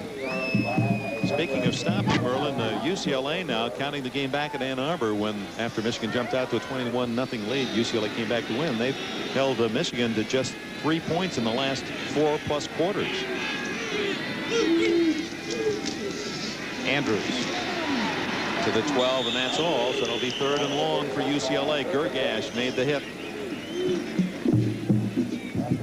One of the fine linebackers, one of the most important people on the field right there, number 50, Gergash. Let's watch him now as he reads the play to the outside, very quickly up into the hole, and right there gets a chance to get inside and make the play. Good tackle, excellent defensive play. Gergash, who weighs only 208 pounds, but he can lift over 430 pounds. It's twice his body weight. Strongest pound-for-pound player on the Michigan squad, and maybe on the field. 3rd and long. Ramsey. Boy, that's a great play by Ramsey. They had him for a sack, and he then dumps it off to Bergman. Paul Bergman, the tight end. He leads all receivers with 6 catches, but Ramsey did a Houdini job to get away from the pressure. That's what makes a great quarterback, being able to hang on to that football until the last second and still have concentration on his receivers. Sinsich, number 53, and Ramsey just evaded him, got away from him. Tom Hassel, 48, and 15, Jerry Burguy coming up for the stop. Let's look at the way Ramsey got away from Sinsich. Look at him coming right here, just steps back on him, and then stops in that little hole in the pocket, delivers the ball. Beautiful quarterbacking. Had Michigan gotten to Ramsey, well, he still don't get the first down. Much to the disappointment of the UCLA players. And the punting team comes on. But if they had the sack, then UCLA would have had to kick from its end zone. And you saw jumping in the air. Gary Moeller, defensive coordinator for the Wolverines. He said, all right, now we get a chance to go back on offense. They've almost blocked the last 2 punts. Carlton Rose, number 89, coming from this left-hand side. Marion Body, also a very aggressive blocker of punts. Let's keep an eye on them, Dick. Maybe we'll see something on this play. They've been very close to the last 2. 10 men on the line of scrimmage, and only Anthony Carter back. He stands at the Michigan 40. Unife, 38.5 yards per punt today. That's 4 yards per punt under his season average. You'll feel those rushers coming right into your living room. Yeah, they're switching the up back. They see the block coming. Ooh, bad snap. Oh, short kick. And it takes a Michigan bounce and down by UCLA at the UCLA 47-yard line. I think Carlton Rose actually just went through that football. Look at number 89, Carlton Rose. He's going to go all the way across, and I think the football was kicked behind him. Let's see. No, just barely off his fingertips. Nevertheless, the pressure forced Unife to hurry. A 22-yard punt resulted, and Michigan, with excellent field position, will begin at the Bruin 45. Michigan come to blocking that punt. Let's look at it very quickly as he comes in. Ball's going to be right in here now, and you'll see Carlton Rose go right by it. A high snap right there.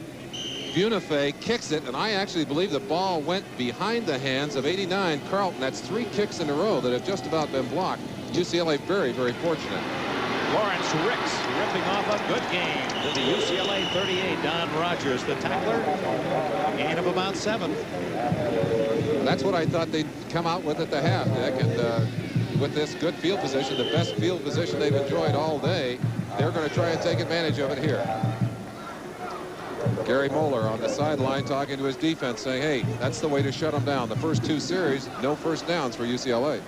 10-0 UCLA leads. We're in the third quarter, 9 minutes remaining. Ricks again.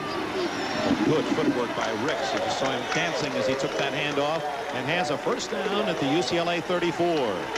Here's your chance to order the 1983 Rose Bowl souvenir program for the game that will be aired on NBC January 1st and is being aired. Send check or money order for $6 to touchdown. Post Office Box 421-345 San Francisco. This collector's edition is 160 pages of in-depth scouting reports, special features on past Rose Bowl games, a section on the record holders, and a review of the past season in words and photos. Give you more information in a moment.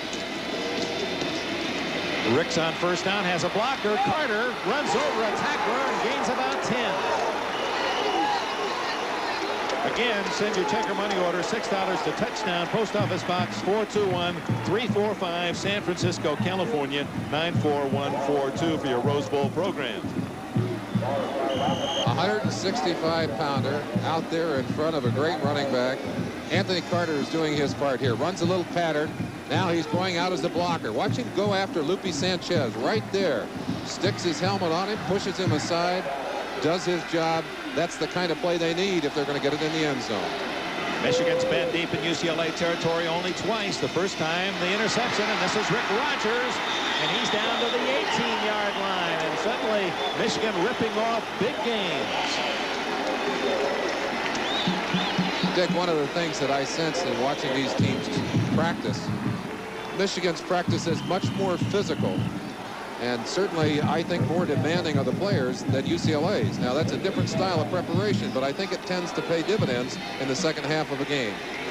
8 yards for Rogers, the sophomore from Inkster, Michigan. It's first down Michigan at the 18 of UCLA. Rogers again. He has about 6 more before Don Rogers can make the tackle. Bo Schembechler talking to Jerry DiOrio, one of the messenger guards. He and Art Bilardos. DiOrio will go in to call a play now for Dave Hall. There's Terry Donahue. We talked to him this week, and we asked about his influences. Dick Vermeil had called him to wish him well. Of course, Vermeil was the head coach back in '76 when Donahue was an assistant. Vermeil's team, an upset win, and went on to take the Philadelphia Eagle job, and Donahue the head coach. Up the middle, and a good-sized gain for Dan Rice, and it appears to be another Michigan first down. Back to Donahue. He also said John Wooden was a great influence, the UCLA basketball coach who helped him. And down inside, Tom Dixon, 69, Stephon Humphreys, and the rest of that gang doing a good job of clearing the way for 36 Dan Rice as he mows his way in there for a first down. They're inside the 10. First and from the 8-yard line, trailing 10-0, middle of the third quarter. Ricks to the 4. Tom Sullivan up from the secondary to help out Lee Knowles on the tackle. You talked about Stephen Humphreys, number 76 from Broward, Florida. Sports Illustrated did a big article on him out of high school. He was an all-A student in high school, went to Michigan, and he's prevailed there. He's all Big Ten, plus a 3.8 in medical engineering, a very, very difficult major. Valedictorian of his high school class. He's been nearly perfect in the classroom and performing well for Bo Schembechler at left guard. Ricks struggling to the 1-yard line. Sullivan and Morgan collaborated on the tackle. You don't think the going is tough down inside that 10-yard line. Take a look at Blanchard Montgomery, number 27, number 86, Ron Butler. Boy, they are square on offense, smashing, but great running. Look at the power of Lawrence Ricks here. Runs right through the arm tackle there of Blanchard Montgomery. Takes 3 of them to get him down. We're on the 1-yard line, Dick. Third down for Michigan, trailing 10-0.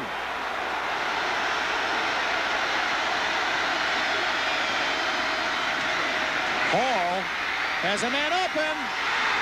Did he stay in bounds? No. Dunaway could not get 1 foot down. And Hall might have waited just a bit too long, and Dunaway fading deep in the end zone, ran out of room. An excellent call. An excellent call by Schembechler from the sideline. Little fake inside. Hall rolls out with the option to run, but Dunaway is wide open. Let's look now and see his feet. Got to come down with 1 foot inside. You see it there. Got the second foot down inside, but the first foot was out of bounds. That was the first pass play on this 9-play drive, so it was an excellent call. They're going for it here. 4th and goal. Both sides on their feet.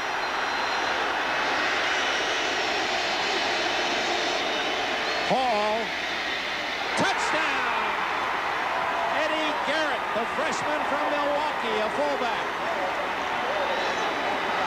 A gutsy, all-or-nothing call, and Michigan fans and the band alike rejoice.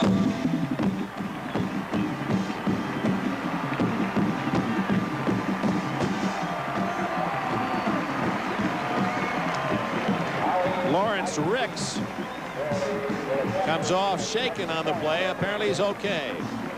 Right back with a second pass in a row, and that's a great call. And I'll tell you what's interesting. He's throwing to a freshman fullback. What do you think? There might have been a few butterflies in his stomach as they rolled out into that play. Bo Schembechler usually won't go to the freshman in that situation. Haji Sheikh's try for point.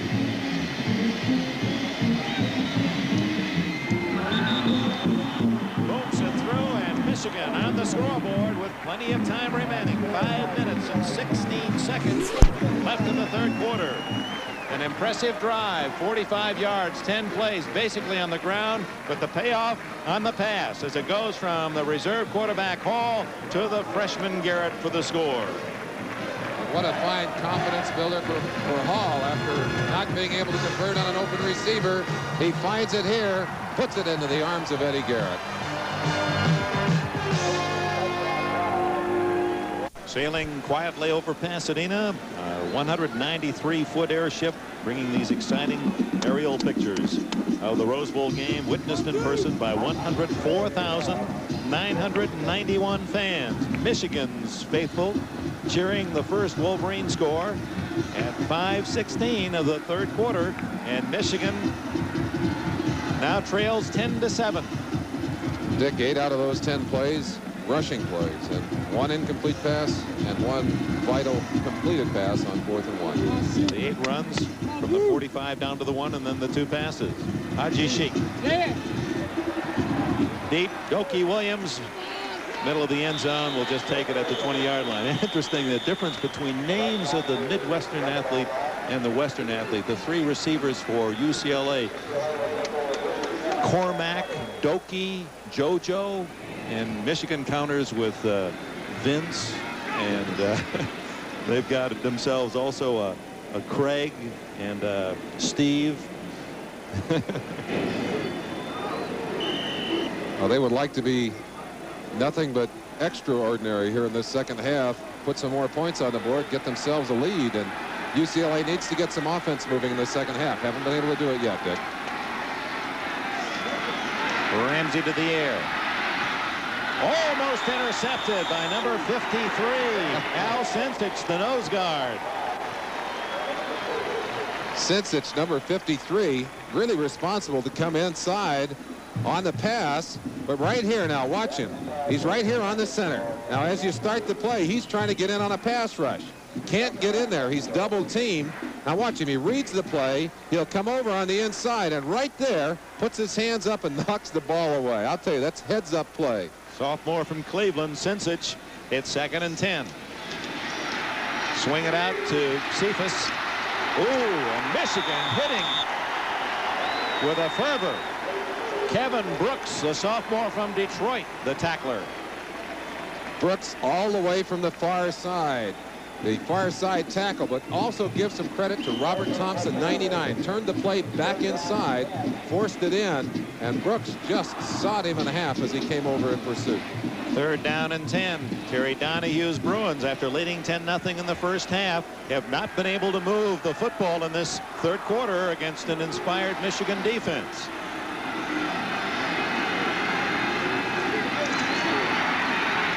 Ramsey has a man, Townsell, and it's a first down at the 31-yard line.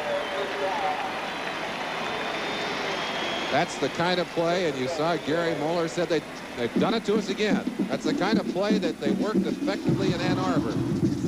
Cormac Carney. Now he's just going to come across and break out to the outside. Burkheim knocking him right on the ground.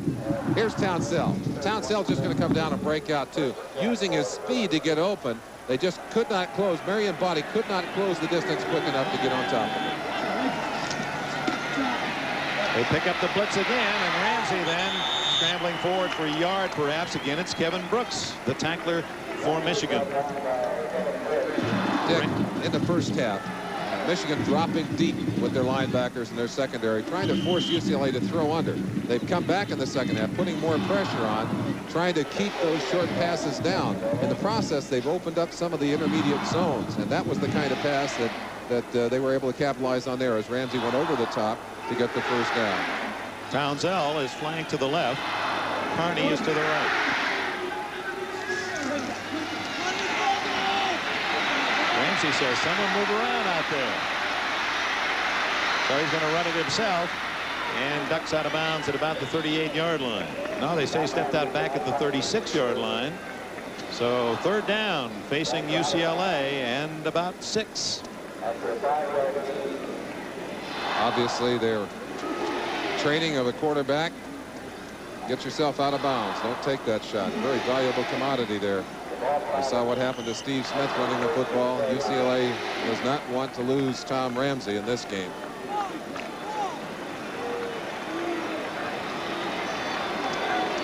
Tom Ramsey, we don't. I think that might be Powell, backup tight end, who was injured in an automobile or motorcycle accident. The catch.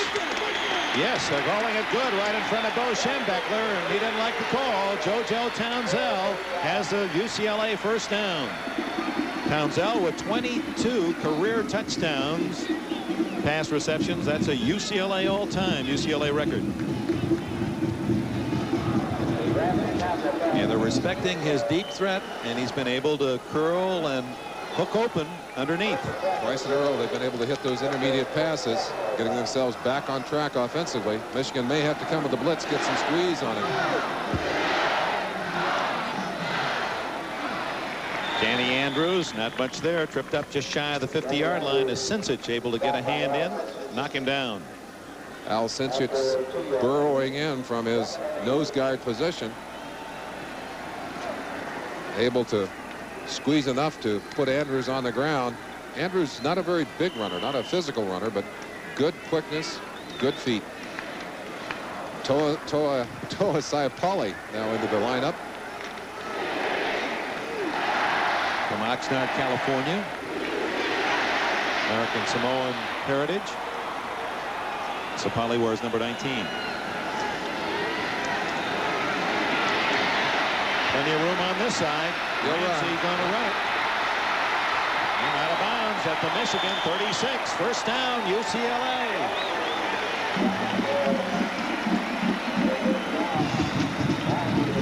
For those of you who want to play the game, we'll take you down on the field. We'll let you be in on the run of Ramsey as he gets all kinds of time back there. No rush on this play from Michigan. Ramsey comes over, still ready to throw the football, sees some space, and he's headed out. 52 Brooks right on his tail, but he's out of bounds with a first down. Now Ramsey able to come up with some third down magic on this drive, and the Bruins have marched from deep in their own end to a first down at the Michigan 36. Cephas trying the teeth of that Michigan defense, and not much there at the 34-yard line. Sincic again. Get on the tackle. Gary Moeller turning over some of the personnel in there. Mike Hammerstein, number 66, also in on that play. Alternating backers and linemen. 5 defensive backs in the ball game right now. They're expecting UCLA to get it in the air. Warren out. Tony Gand in, a very fine young athlete on this Michigan squad. The speed is to the left. And he goes right to Carney. Cormac Carney has another UCLA first down at the Michigan 23. one of the things that we mentioned early about this young quarterback is his finesse. Boron, the man who's got to fill that hole, was back in good position, but that's a timing pattern. Just a little fake inside and whipped it right down the middle. Carney in the perfect spot, picked the football up, dove inside. Carney, who has set all-time UCLA records in 4 pass catches, 44 this year, 106 in his career, and that's after transferring from the Air Force Academy, where he caught 57 as a freshman. Kevin Nelson, close to another first down. So they used the pass to open up the run. 9 yards. Kevin Nelson sees the opening here on the backside and cuts back, does a good job of getting back inside. Number 59, Dan Dufour, was the man who did a great job on Cinch-It to open up the hole. Well, UCLA knocking on the door. Inside the 20. 10-7. The Bruins lead Michigan. Final minute, third quarter. Cephas. It's first and goal at the Michigan 9. Mike Boron made the tackle. That's 12 plays on this long UCLA drive. Come on, Irv! Terry Donahue sending Brian Wiley, number 22, back up fullback into the ball game with the play. Eager to get it in the end zone. Not very comfortable with the 3-point lead. He'd like to see some more on the scoreboard for UCLA. 25 seconds showing. Right into the eyes of Tom Ramsey. Andrews, touchdown.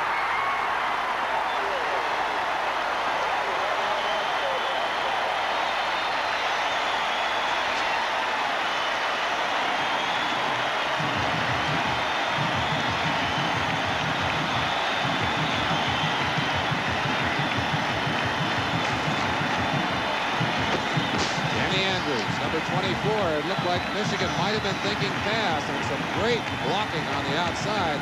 Good stiff arm on Marion body number 3.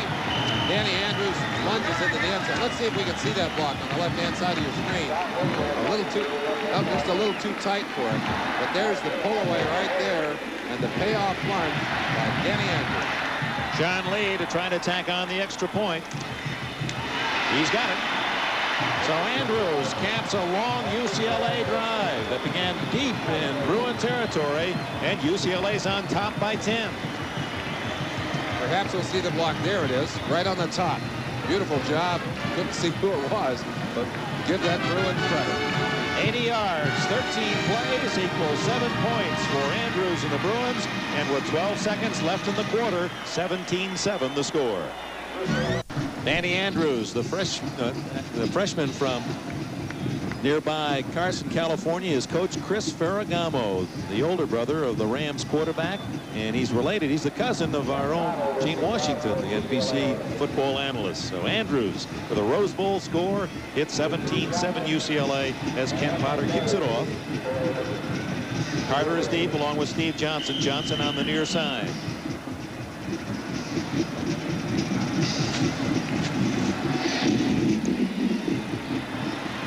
This time it does not go in the end zone, and Carter at the 5.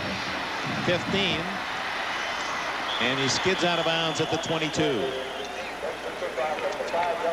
Dick, let's go back and look at the blocking, the outstanding blocking on that play. One of the blocks thrown by Talasau Poly right there, and the second block by Scott Gordon over here. Watch the two of them as they get underway on this play.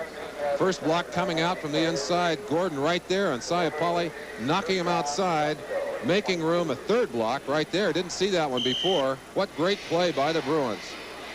And Andrews hungry for the end zone himself to get the score. Oh, Michigan down by 10. 7 seconds left in the third quarter. Carter in motion. They like to pass off this occasionally. It's a throw. Bean incomplete. Oh, was he upended by Don Rogers? I don't think I've seen a man all year hit like Rogers. Both thought it was too soon. Oh, not very happy. I don't think Carter is very happy either. Threw that ball up set his receiver up. That's the kind you have to apologize for later on. Carter not coming to run on that play and sets Bean high in the air, and Rogers arriving with the football just absolutely leveled it. Boy, Schembechler is angry at the end of the third quarter as Wolverines down by 10. We'll be back after these messages from your local station. The fourth quarter from the Rose Bowl in Pasadena. Dick Enberg with Merlin Olsen. The UCLA Bruins of the Pac-10 leading the University of Michigan, the Big Ten champions, 17-7. Michigan's ball at the Wolverine 22. 50-year-old Bo Schembechler turned down a rich contract to go to Texas A&M to stay on the campus of the University of Michigan. David Hall, the quarterback, going long for Carter. But the only one eligible there was someone 10 yards out of bounds. Hall is in because Steve Smith, the starting quarterback for the Wolverines, suffered a shoulder separation early in the second quarter. The number's pretty even. UCLA 58 more yards total offense. Michigan 3 for 10 in third downs, and that's what they face now. 3rd and 10 for Michigan. Carter near side, Bean split left. Hall to his fullback Rice, but he's knocked down short of the first down. Appeared he may have lost the ball for a moment. It's Mike Durden, whose dad, Ernell Durden, an assistant football coach in the National Football League. Very, very quick reaction by the defense, by the defensive secondary. Got over in a hurry. Don Rogers, number 20, the man that took the shot. The Orange Bowl, Nebraska and LSU ready to tee it up down in Miami.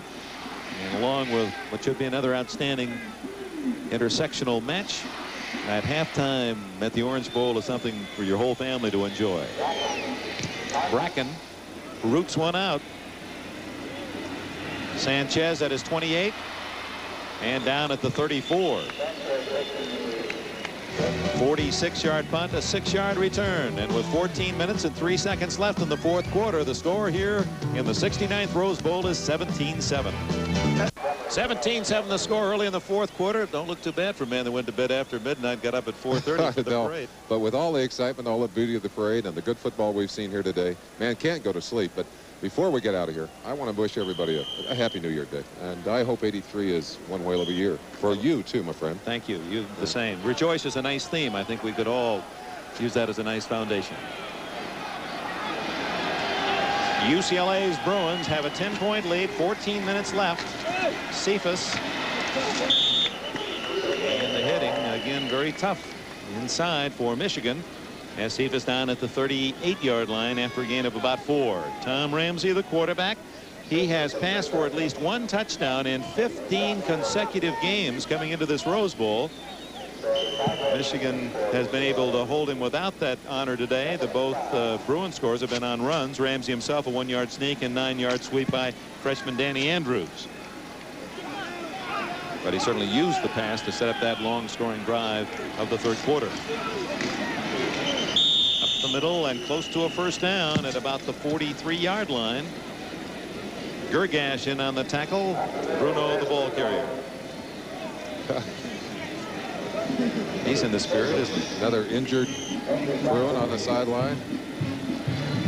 His emotions are hurt a bit, Bo Schembechler.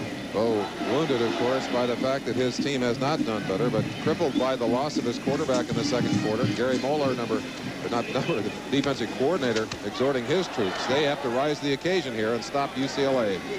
3rd and 2. It's going to be close to a first down as Cephas and a dive up the middle. I think it's short, Dick. Looked like he did not get up in there far enough. They'll probably measure it, but this would be an interesting decision for Terry Donahue, leading now by 10 points. Would he choose to go for it, or would he oh, yeah, wait. I'm not a lip reader, are you? No, I don't. Something to have to do with the fact he thought that the spot was a little short. Bo didn't mind the spot at all, did he?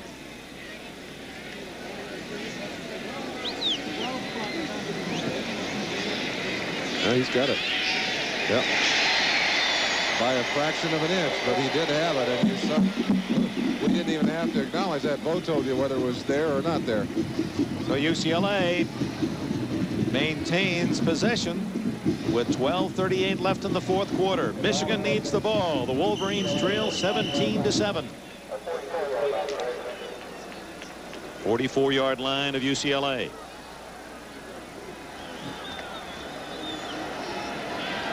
Ramsey working out of a double wing this time. Ooh, look at the room he has. Wide open is Carney. And he's at the Michigan 34.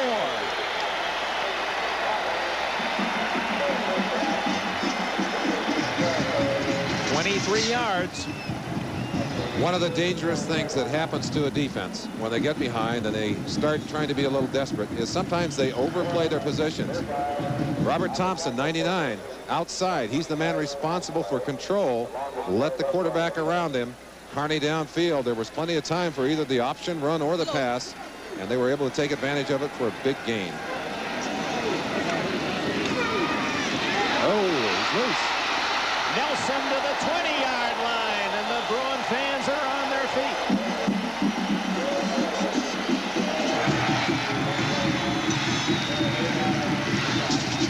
Nelson, boy, he rips through there. Watch it now, again, cutting back against the grain.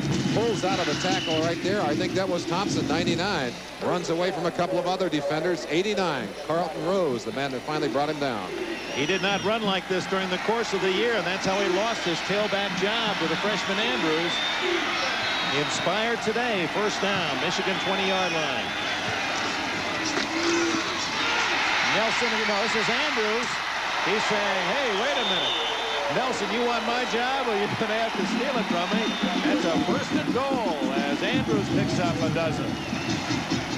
Michigan having some problems as their outside linebackers pinching in, getting locked in. UCLA runners able to bounce outside. On that play, Mike Boren and Jerry Burgay finally had to come out and make the stop, but that's really a linebacker's play. UCLA ripping off big yardage. And Merlin, here's where Michigan's defense has to hold UCLA to at least just a field goal to keep within 2 touchdowns. Or there may not be enough time for the Wolverines. Ramsey looking for 6. Andrews. Ooh, decked at the 6-yard line. That was the wrong 6 as far as UCLA was concerned. Coming up to make the hit was Evan Cooper, number 21, a junior from Miami, Florida. Donahue will send the play in with his wide receiver, Carney. Schenbeckler and his staff have pulled out all the stops. Keith Bostic was blitzing on that last play. They were able to dump the ball off to the open hot receiver. He got down for some yardage, 2nd and 6. Gant, a 5th defensive back, is in for Michigan. Rose goes out.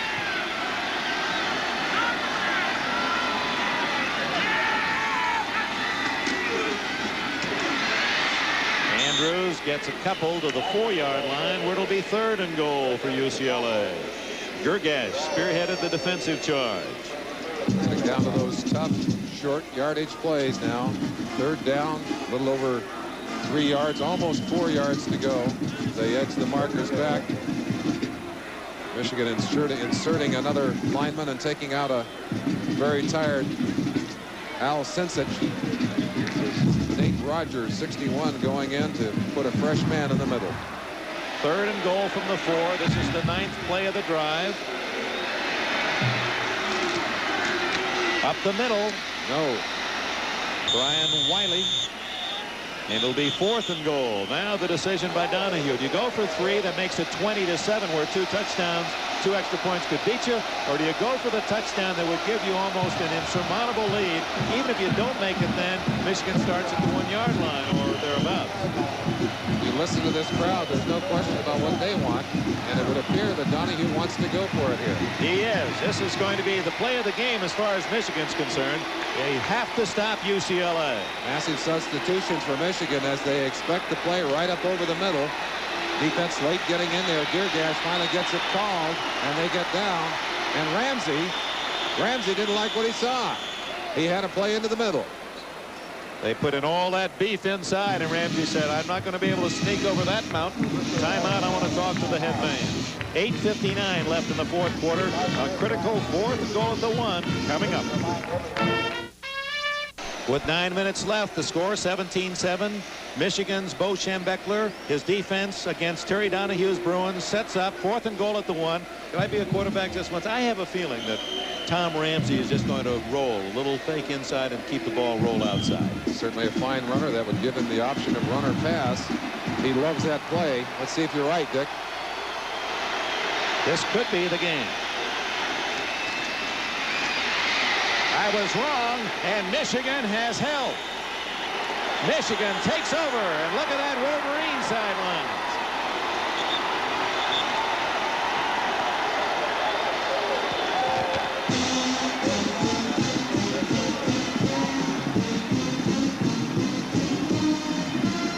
You'd think that perhaps Bo Schembechler would be jumping in the air with enthusiasm. He's sure he's not in there anyway. And here's Donahue on the other side. Well, he knew. He knew. Good job by our NBC crew, and want to tip our hats to them. Great job as always. That's a good news, bad news story. The good news, they didn't score. The bad news, you're on your own 1-yard line.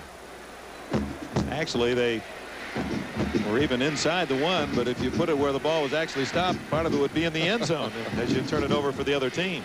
So UCLA had the ball for 5 minutes and 9 seconds, 10 plays, no points, but the gamble, probably a good one, with 17-7 on the board. The touchdown almost wins it for you, and now Michigan has to go 99 yards to score, and you still would have the lead if they should accomplish that very difficult feat, and they'll have to do it in the hands of David Hall, the junior backup quarterback. Of course, Terry Donahue able to do with his offense what Michigan has done so successfully over the year: control the football, control the clock, but doing it not necessarily just with the run, but with a good combination, a good mix of short passing and running.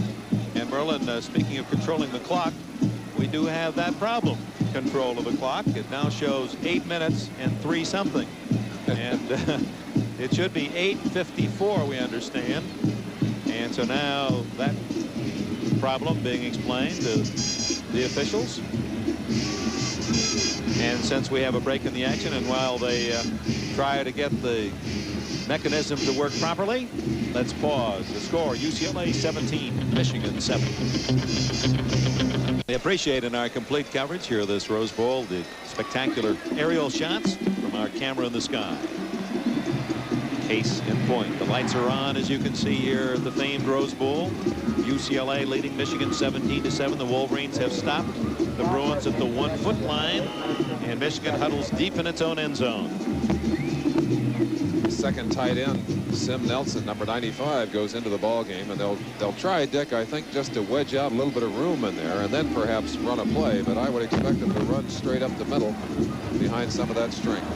Now, going back to Bo Schembechler showing no emotion outwardly at all on that last play defensively, comes back to the point: coaches can't overreact. They have to hide their joy and hide their disappointment. They are the leader, and too much emotion isn't always good.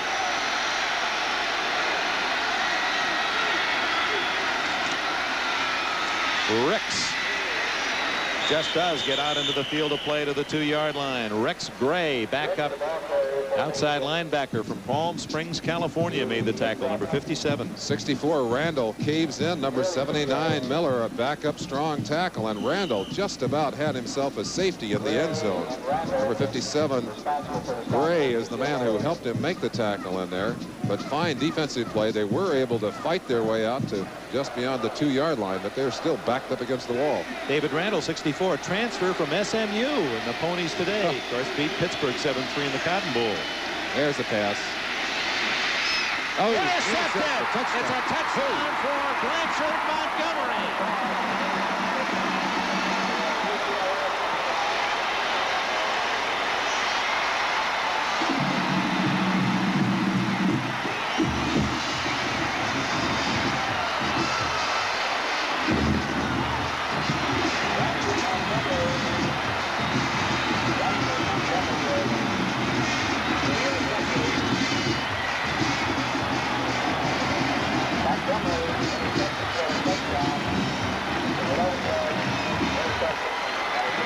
Donahue takes off his phones.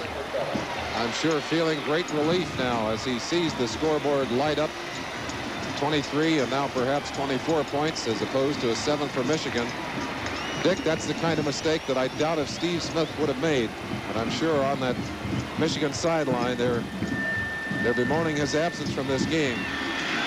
Lee's try for point is good, and Blanchard Montgomery III has 2 interceptions this year. One went 65 yards for a touchdown against Washington State, and this one 11 yards for a touchdown in the Rose Bowl against Michigan. Right in Dave Hall's hip pocket as he throws that football. He just did not see Blanchard Montgomery coming across. Did not read the defense. Montgomery scooting into the end zone for the touchdown. He played fullback in high school and knew the way. Perhaps on the hopes of the Michigan Wolverines with 8:08 remaining in the fourth quarter. UCLA on an 11-yard pass interception for a touchdown by Blanchard Montgomery now lead 24-7. Michigan has not had advantage of a single kickoff return on the day, even with all this scoring. You can bet that #1 Anthony Carter itching to get his hands on a football back there, and because this is a line drive kick, if he could catch one, it would be a good chance for a return. Yeah, and UCLA using the off-center kickoff. You see they tee it up on the near hash mark and then kick it cross field. Carter comes up at the 5. 20. And you can see how dangerous a runner he is all the way to the 45-yard line for the 3-time All-American Anthony Carter. First Big Ten player, 3-time All-American since Alex Agassi, now an assistant coach on Michigan's sidelines. Quickly back to remind you of the bad news for Michigan as Dave Hall again throws the pass. You saw at the bottom of your screen there, Montgomery getting back into good position and just kind of hanging until that ball was thrown. Scooped it up and went into the end zone. Did make a fine catch. Did, certainly did. So from the 45, David Hall tucks it away and gets into UCLA territory at about the 43-yard line. Dick, on that return by Anthony Carter, you can see why they've wanted to kick it through the end zone all day. He has such explosive acceleration. Just literally ran right out of the arms. Maybe we get a chance to show it to you a little later on. Ran right out of the arms of a couple of tacklers. Here it is. He scoops across, gets a chance to pick it up. A 40-yard return now. Whoops, I take it back. That's a replay of Carter, but on a different play. Well, he draws a crowd no matter where he goes, even on that play, and that's why Montgomery was the right place at the right time. Carter, who averaged this year 129 yards a game in his 4-year career. As you look at the touchdown maker, Montgomery, Anthony Carter, total yardage over 3¼ miles. That's almost, well, it's more than half the entire parade route. You were in a car today.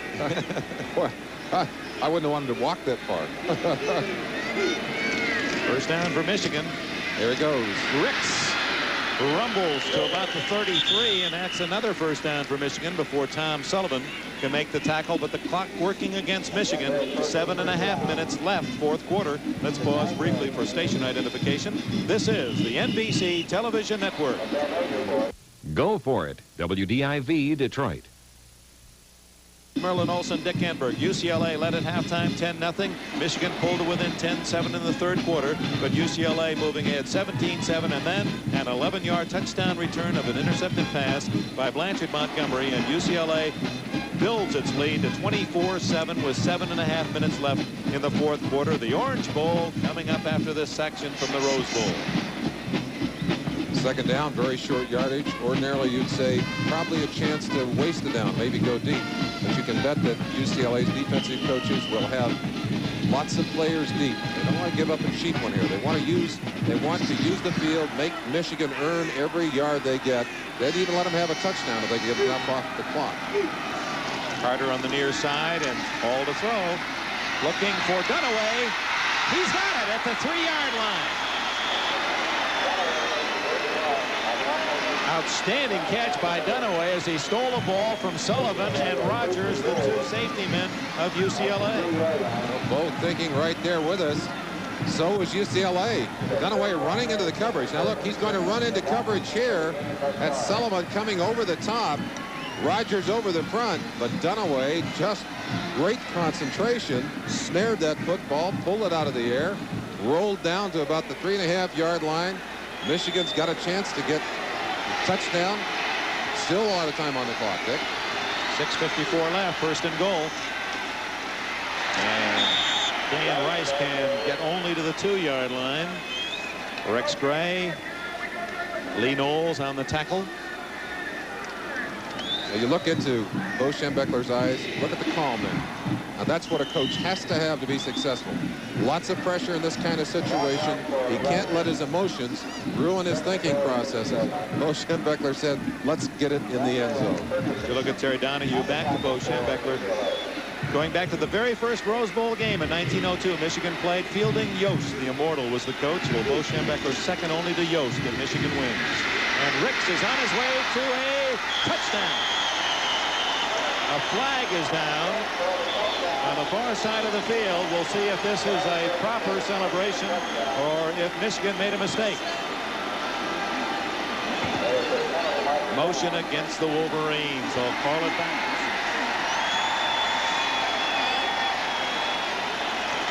Now that will bring out a motion from Schembechler, the penalty error. As we've said earlier, very few obvious and critical mistakes of that kind. There certainly have been mistakes and turnovers, but not very many on a day like today. That one, a most costly one, could deny Michigan a touchdown. Motion, offense, it's still second down. When Dick Vermeil won the Rose Bowl game in '76, he left UCLA, went on to the Philadelphia Eagles. We asked Terry Donahue, what's your future? And he said, well, I guess it'd be most appropriate to say, win or lose, I'm about to sign a 5-year contract. I want to stay at UCLA. Certainly has found a great deal of success there. I can't blame him for that. Outstanding young coach, one of the best in the business at 38. Ricks up the middle.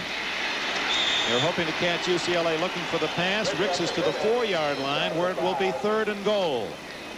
6 minutes left and the clock is running. David Randall from Dallas, Texas made the tackle. 64. There will be no field goal. We can be assured of that.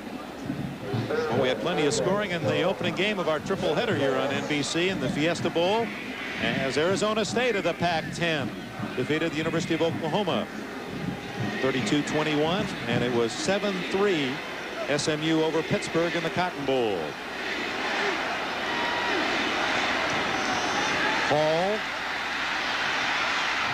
incomplete and almost intercepted. Intended for Vince Bean, and Sullivan and Rogers fought for it in the UCLA defense. Hall was lucky to get away with an incomplete. Had there just been one defender there instead of two, it might well have been an interception. But as you said, they were scrambling with each other. From the end zone, you'll see him throw, and you'll see the two defenders come right together very quickly in front of Sim Nelson, number 95, the second tight end, the man who was the intended receiver. Michigan now with 5:26 left on 4th and goal. To entertain any hopes of a comeback, must score on this play.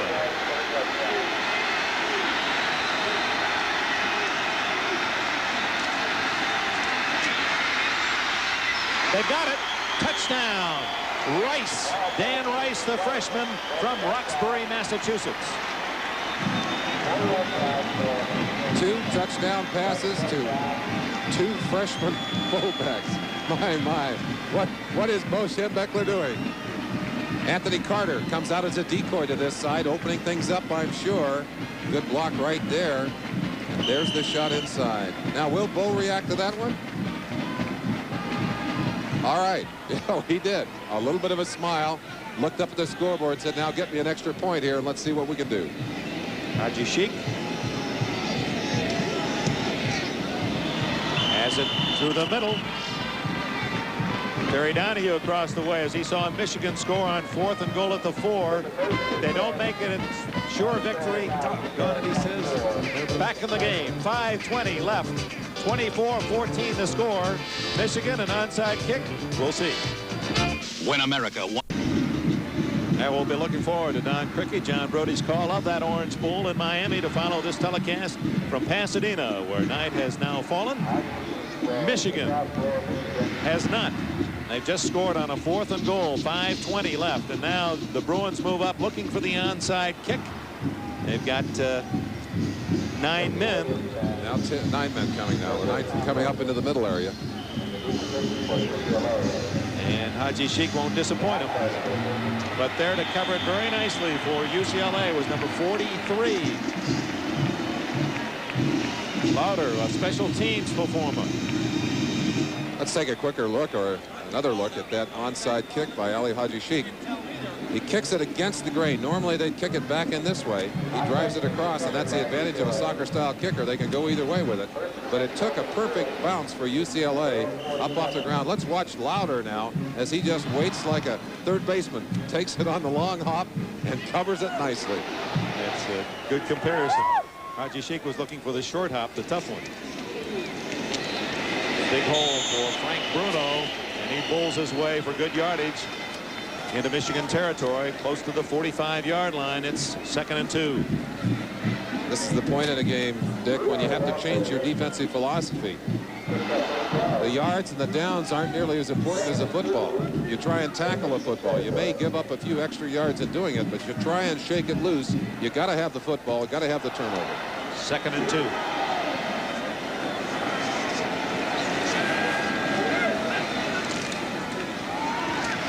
Nelson trapped in the backfield for a yard loss. Rose turned the play wide. It appeared to be Boron that made the tackle. Mike Boron from Columbus, Ohio, escaped the grasp of the Ohio State Buckeyes, moved on to Ann Arbor to play for Chet Beckler at Michigan. Gash looking to the sideline to take the defensive call from Gary Moeller. He'll turn back, make the call inside to his defenders. Let's see if they can shake it loose or at least stop UCLA on this critical 3rd down. A long 3 for a 1st down. Ramsey has his man, and it's a catch, ruled a catch, and a 1st down at the 40. JoJo Townsell, the senior from Reno, Nevada. Dick, I think the thing that made that play was the little feint that Ramsey made toward the line. Now, Townsell's just going to go down and break to the outside, but the little feint that Ramsey made appeared to kind of freeze the defense. That's Bostic, Keith Bostic, number 13, breaking hard from the inside. Let's watch Ramsey. Now, as he comes out, he makes a move toward the line. He's rolling right there. He's a passer, but look at that. Just a little lunge toward the line, enough to hold the defense. 1st down. Kevin Nelson doesn't get much.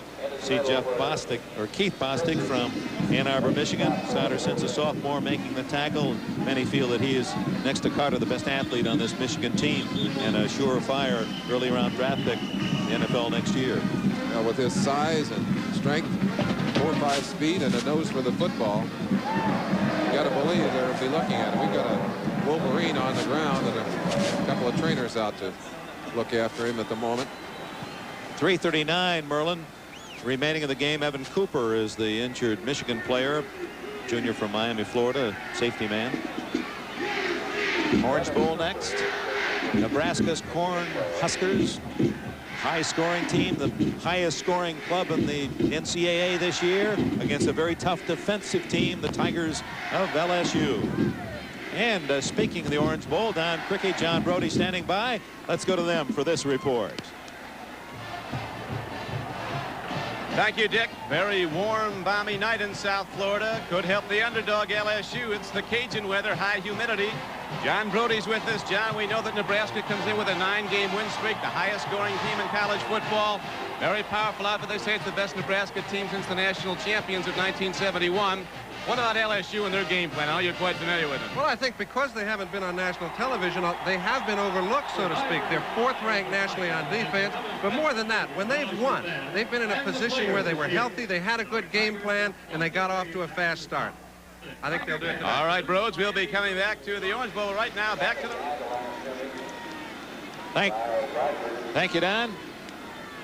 Meanwhile, Michigan trying to dig in and get the ball from UCLA as the clock ticks away precious seconds. It'll now be 3rd down and about 13 for UCLA at the Michigan 43-yard line. Can't win without the pumpkin. And Chet Beckler looking for his club to turn it over. Tom Ramsey has been a very cool quarterback throughout the day. Hasn't had the touchdown pass, but certainly has engineered this offense beautifully. Down goes Burness Scott, sophomore from Linwood, California, brings up 4th down. Terry Donahue is going to get his special teams on the field, or is he going to just let the offense run out the clock here? 2:29. He's telling them, hey, let's take our full 25 seconds. You're allowed 25, 5 seconds less than the professional league. Talking to Terry Donahue earlier in the week, he was talking about the fact that the game would be played here. He said, even though it would be kind of a neutral crowd, we're familiar with this turf. And he said, I just hope it's good weather. We like good weather to throw the football. I think Bo was hoping for some rain and perhaps some snow. A little bit of help there. Well, Ramsey missed on only 7 passes, 18 for 25 for Ramsey. And UCLA takes the full 25 seconds and accepts the 5-yard penalty. That's not going to hurt them at all. Gives them a little more kicking leg. And we're inside of the 2 minutes. 1:58 left. Toyota most valuable players for today's Rose Bowl game are Tom Ramsey from UCLA and linebacker Paul Gergash of Michigan. Each MVP will receive a special trophy in honor of his achievement in today's game. In addition, Toyota will donate $1,000 to the General Scholarship Fund of each university for the school's participation in today's game. This money will be used to assist students in their chosen fields of academic interest. Congratulations to Ramsey of UCLA, Gergash of Michigan.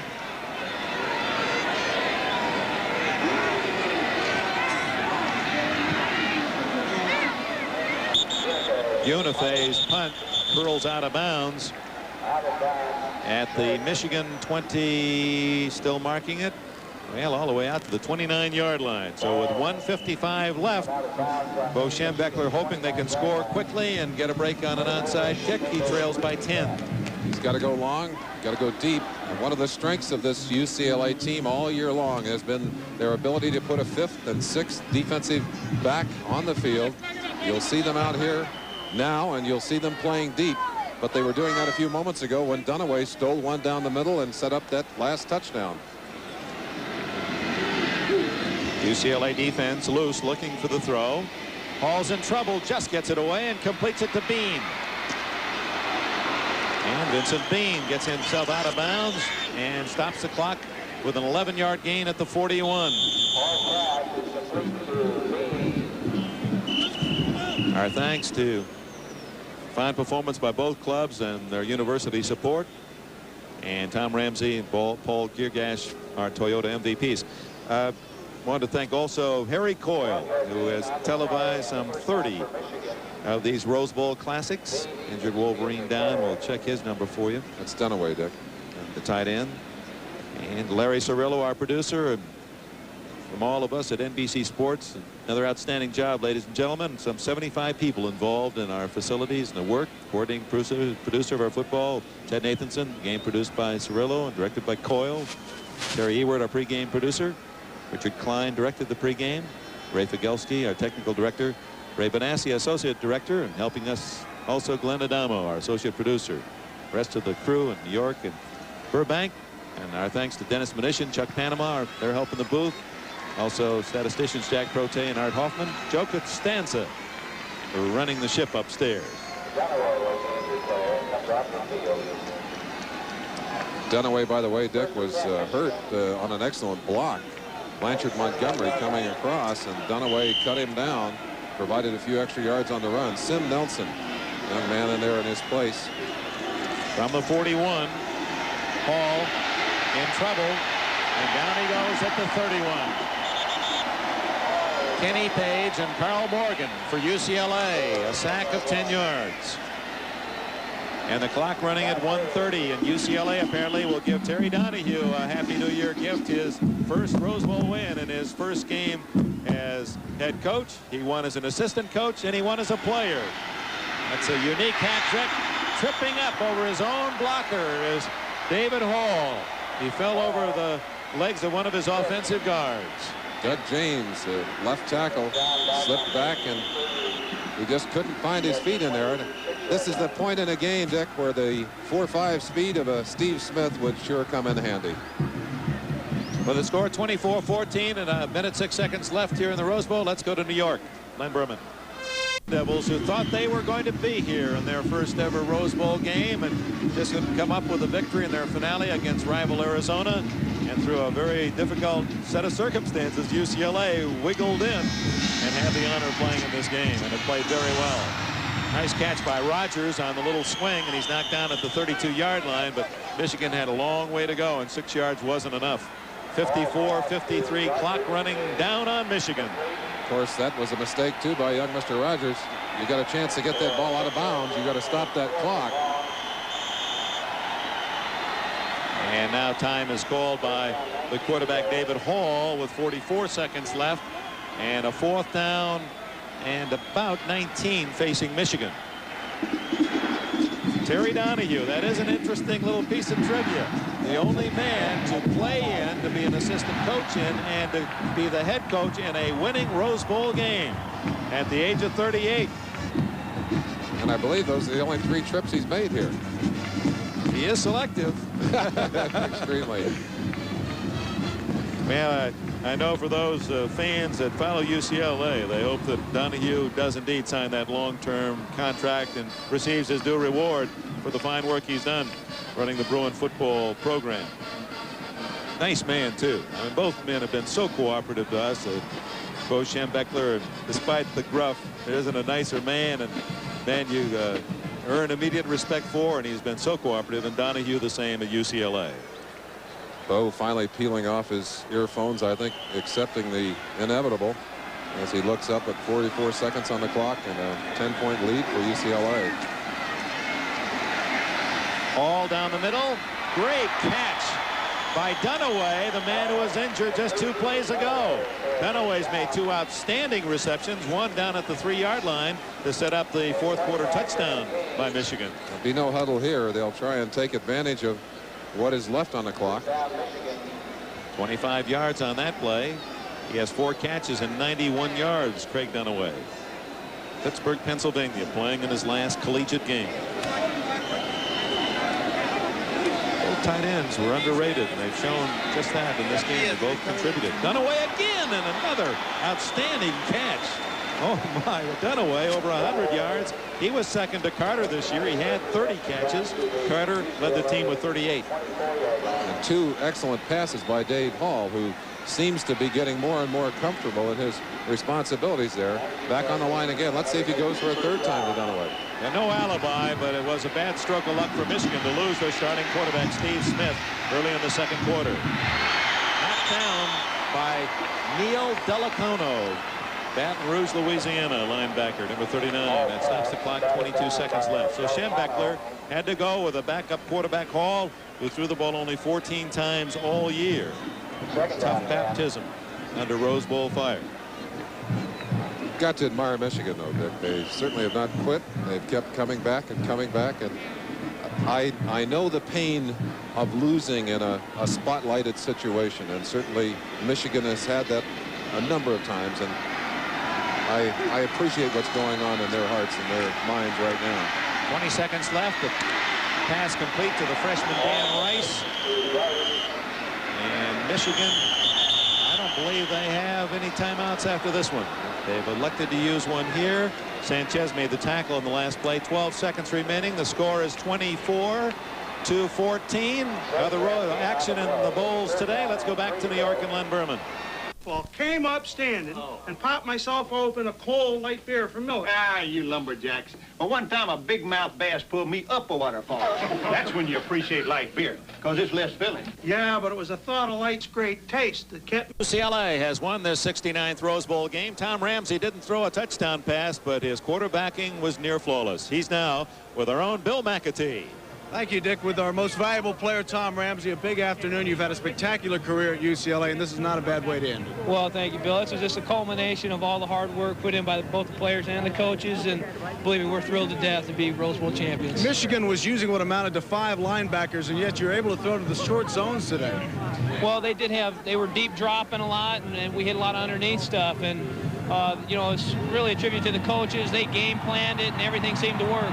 Could you sympathize a little bit with what David Hall was going through, having to come in when Steve Smith was injured in a big game like this one? Well, I hope Steve Smith's all right. And, you know, it is a tough job coming in a game like this. And you know, I just hope Smith is all right. Okay, Tom Ramsey, congratulations, a great game. Terry Donahue, the head coach at UCLA, is with us.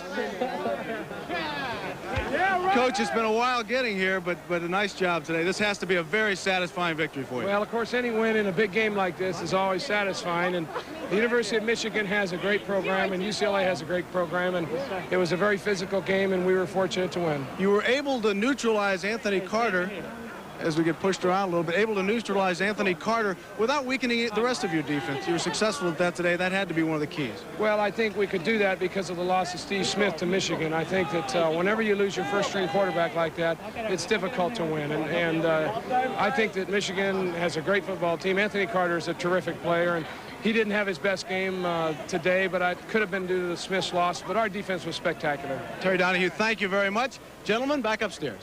All right, thank you, Bill. Good job. Congratulations to Terry Donahue and his fine quarterback, Tom Ramsey. A final thought, Merlin? Just a great football game, and I think UCLA able to do what they had to do today, get time for their quarterback, and Michigan couldn't get Anthony Carter sprung loose.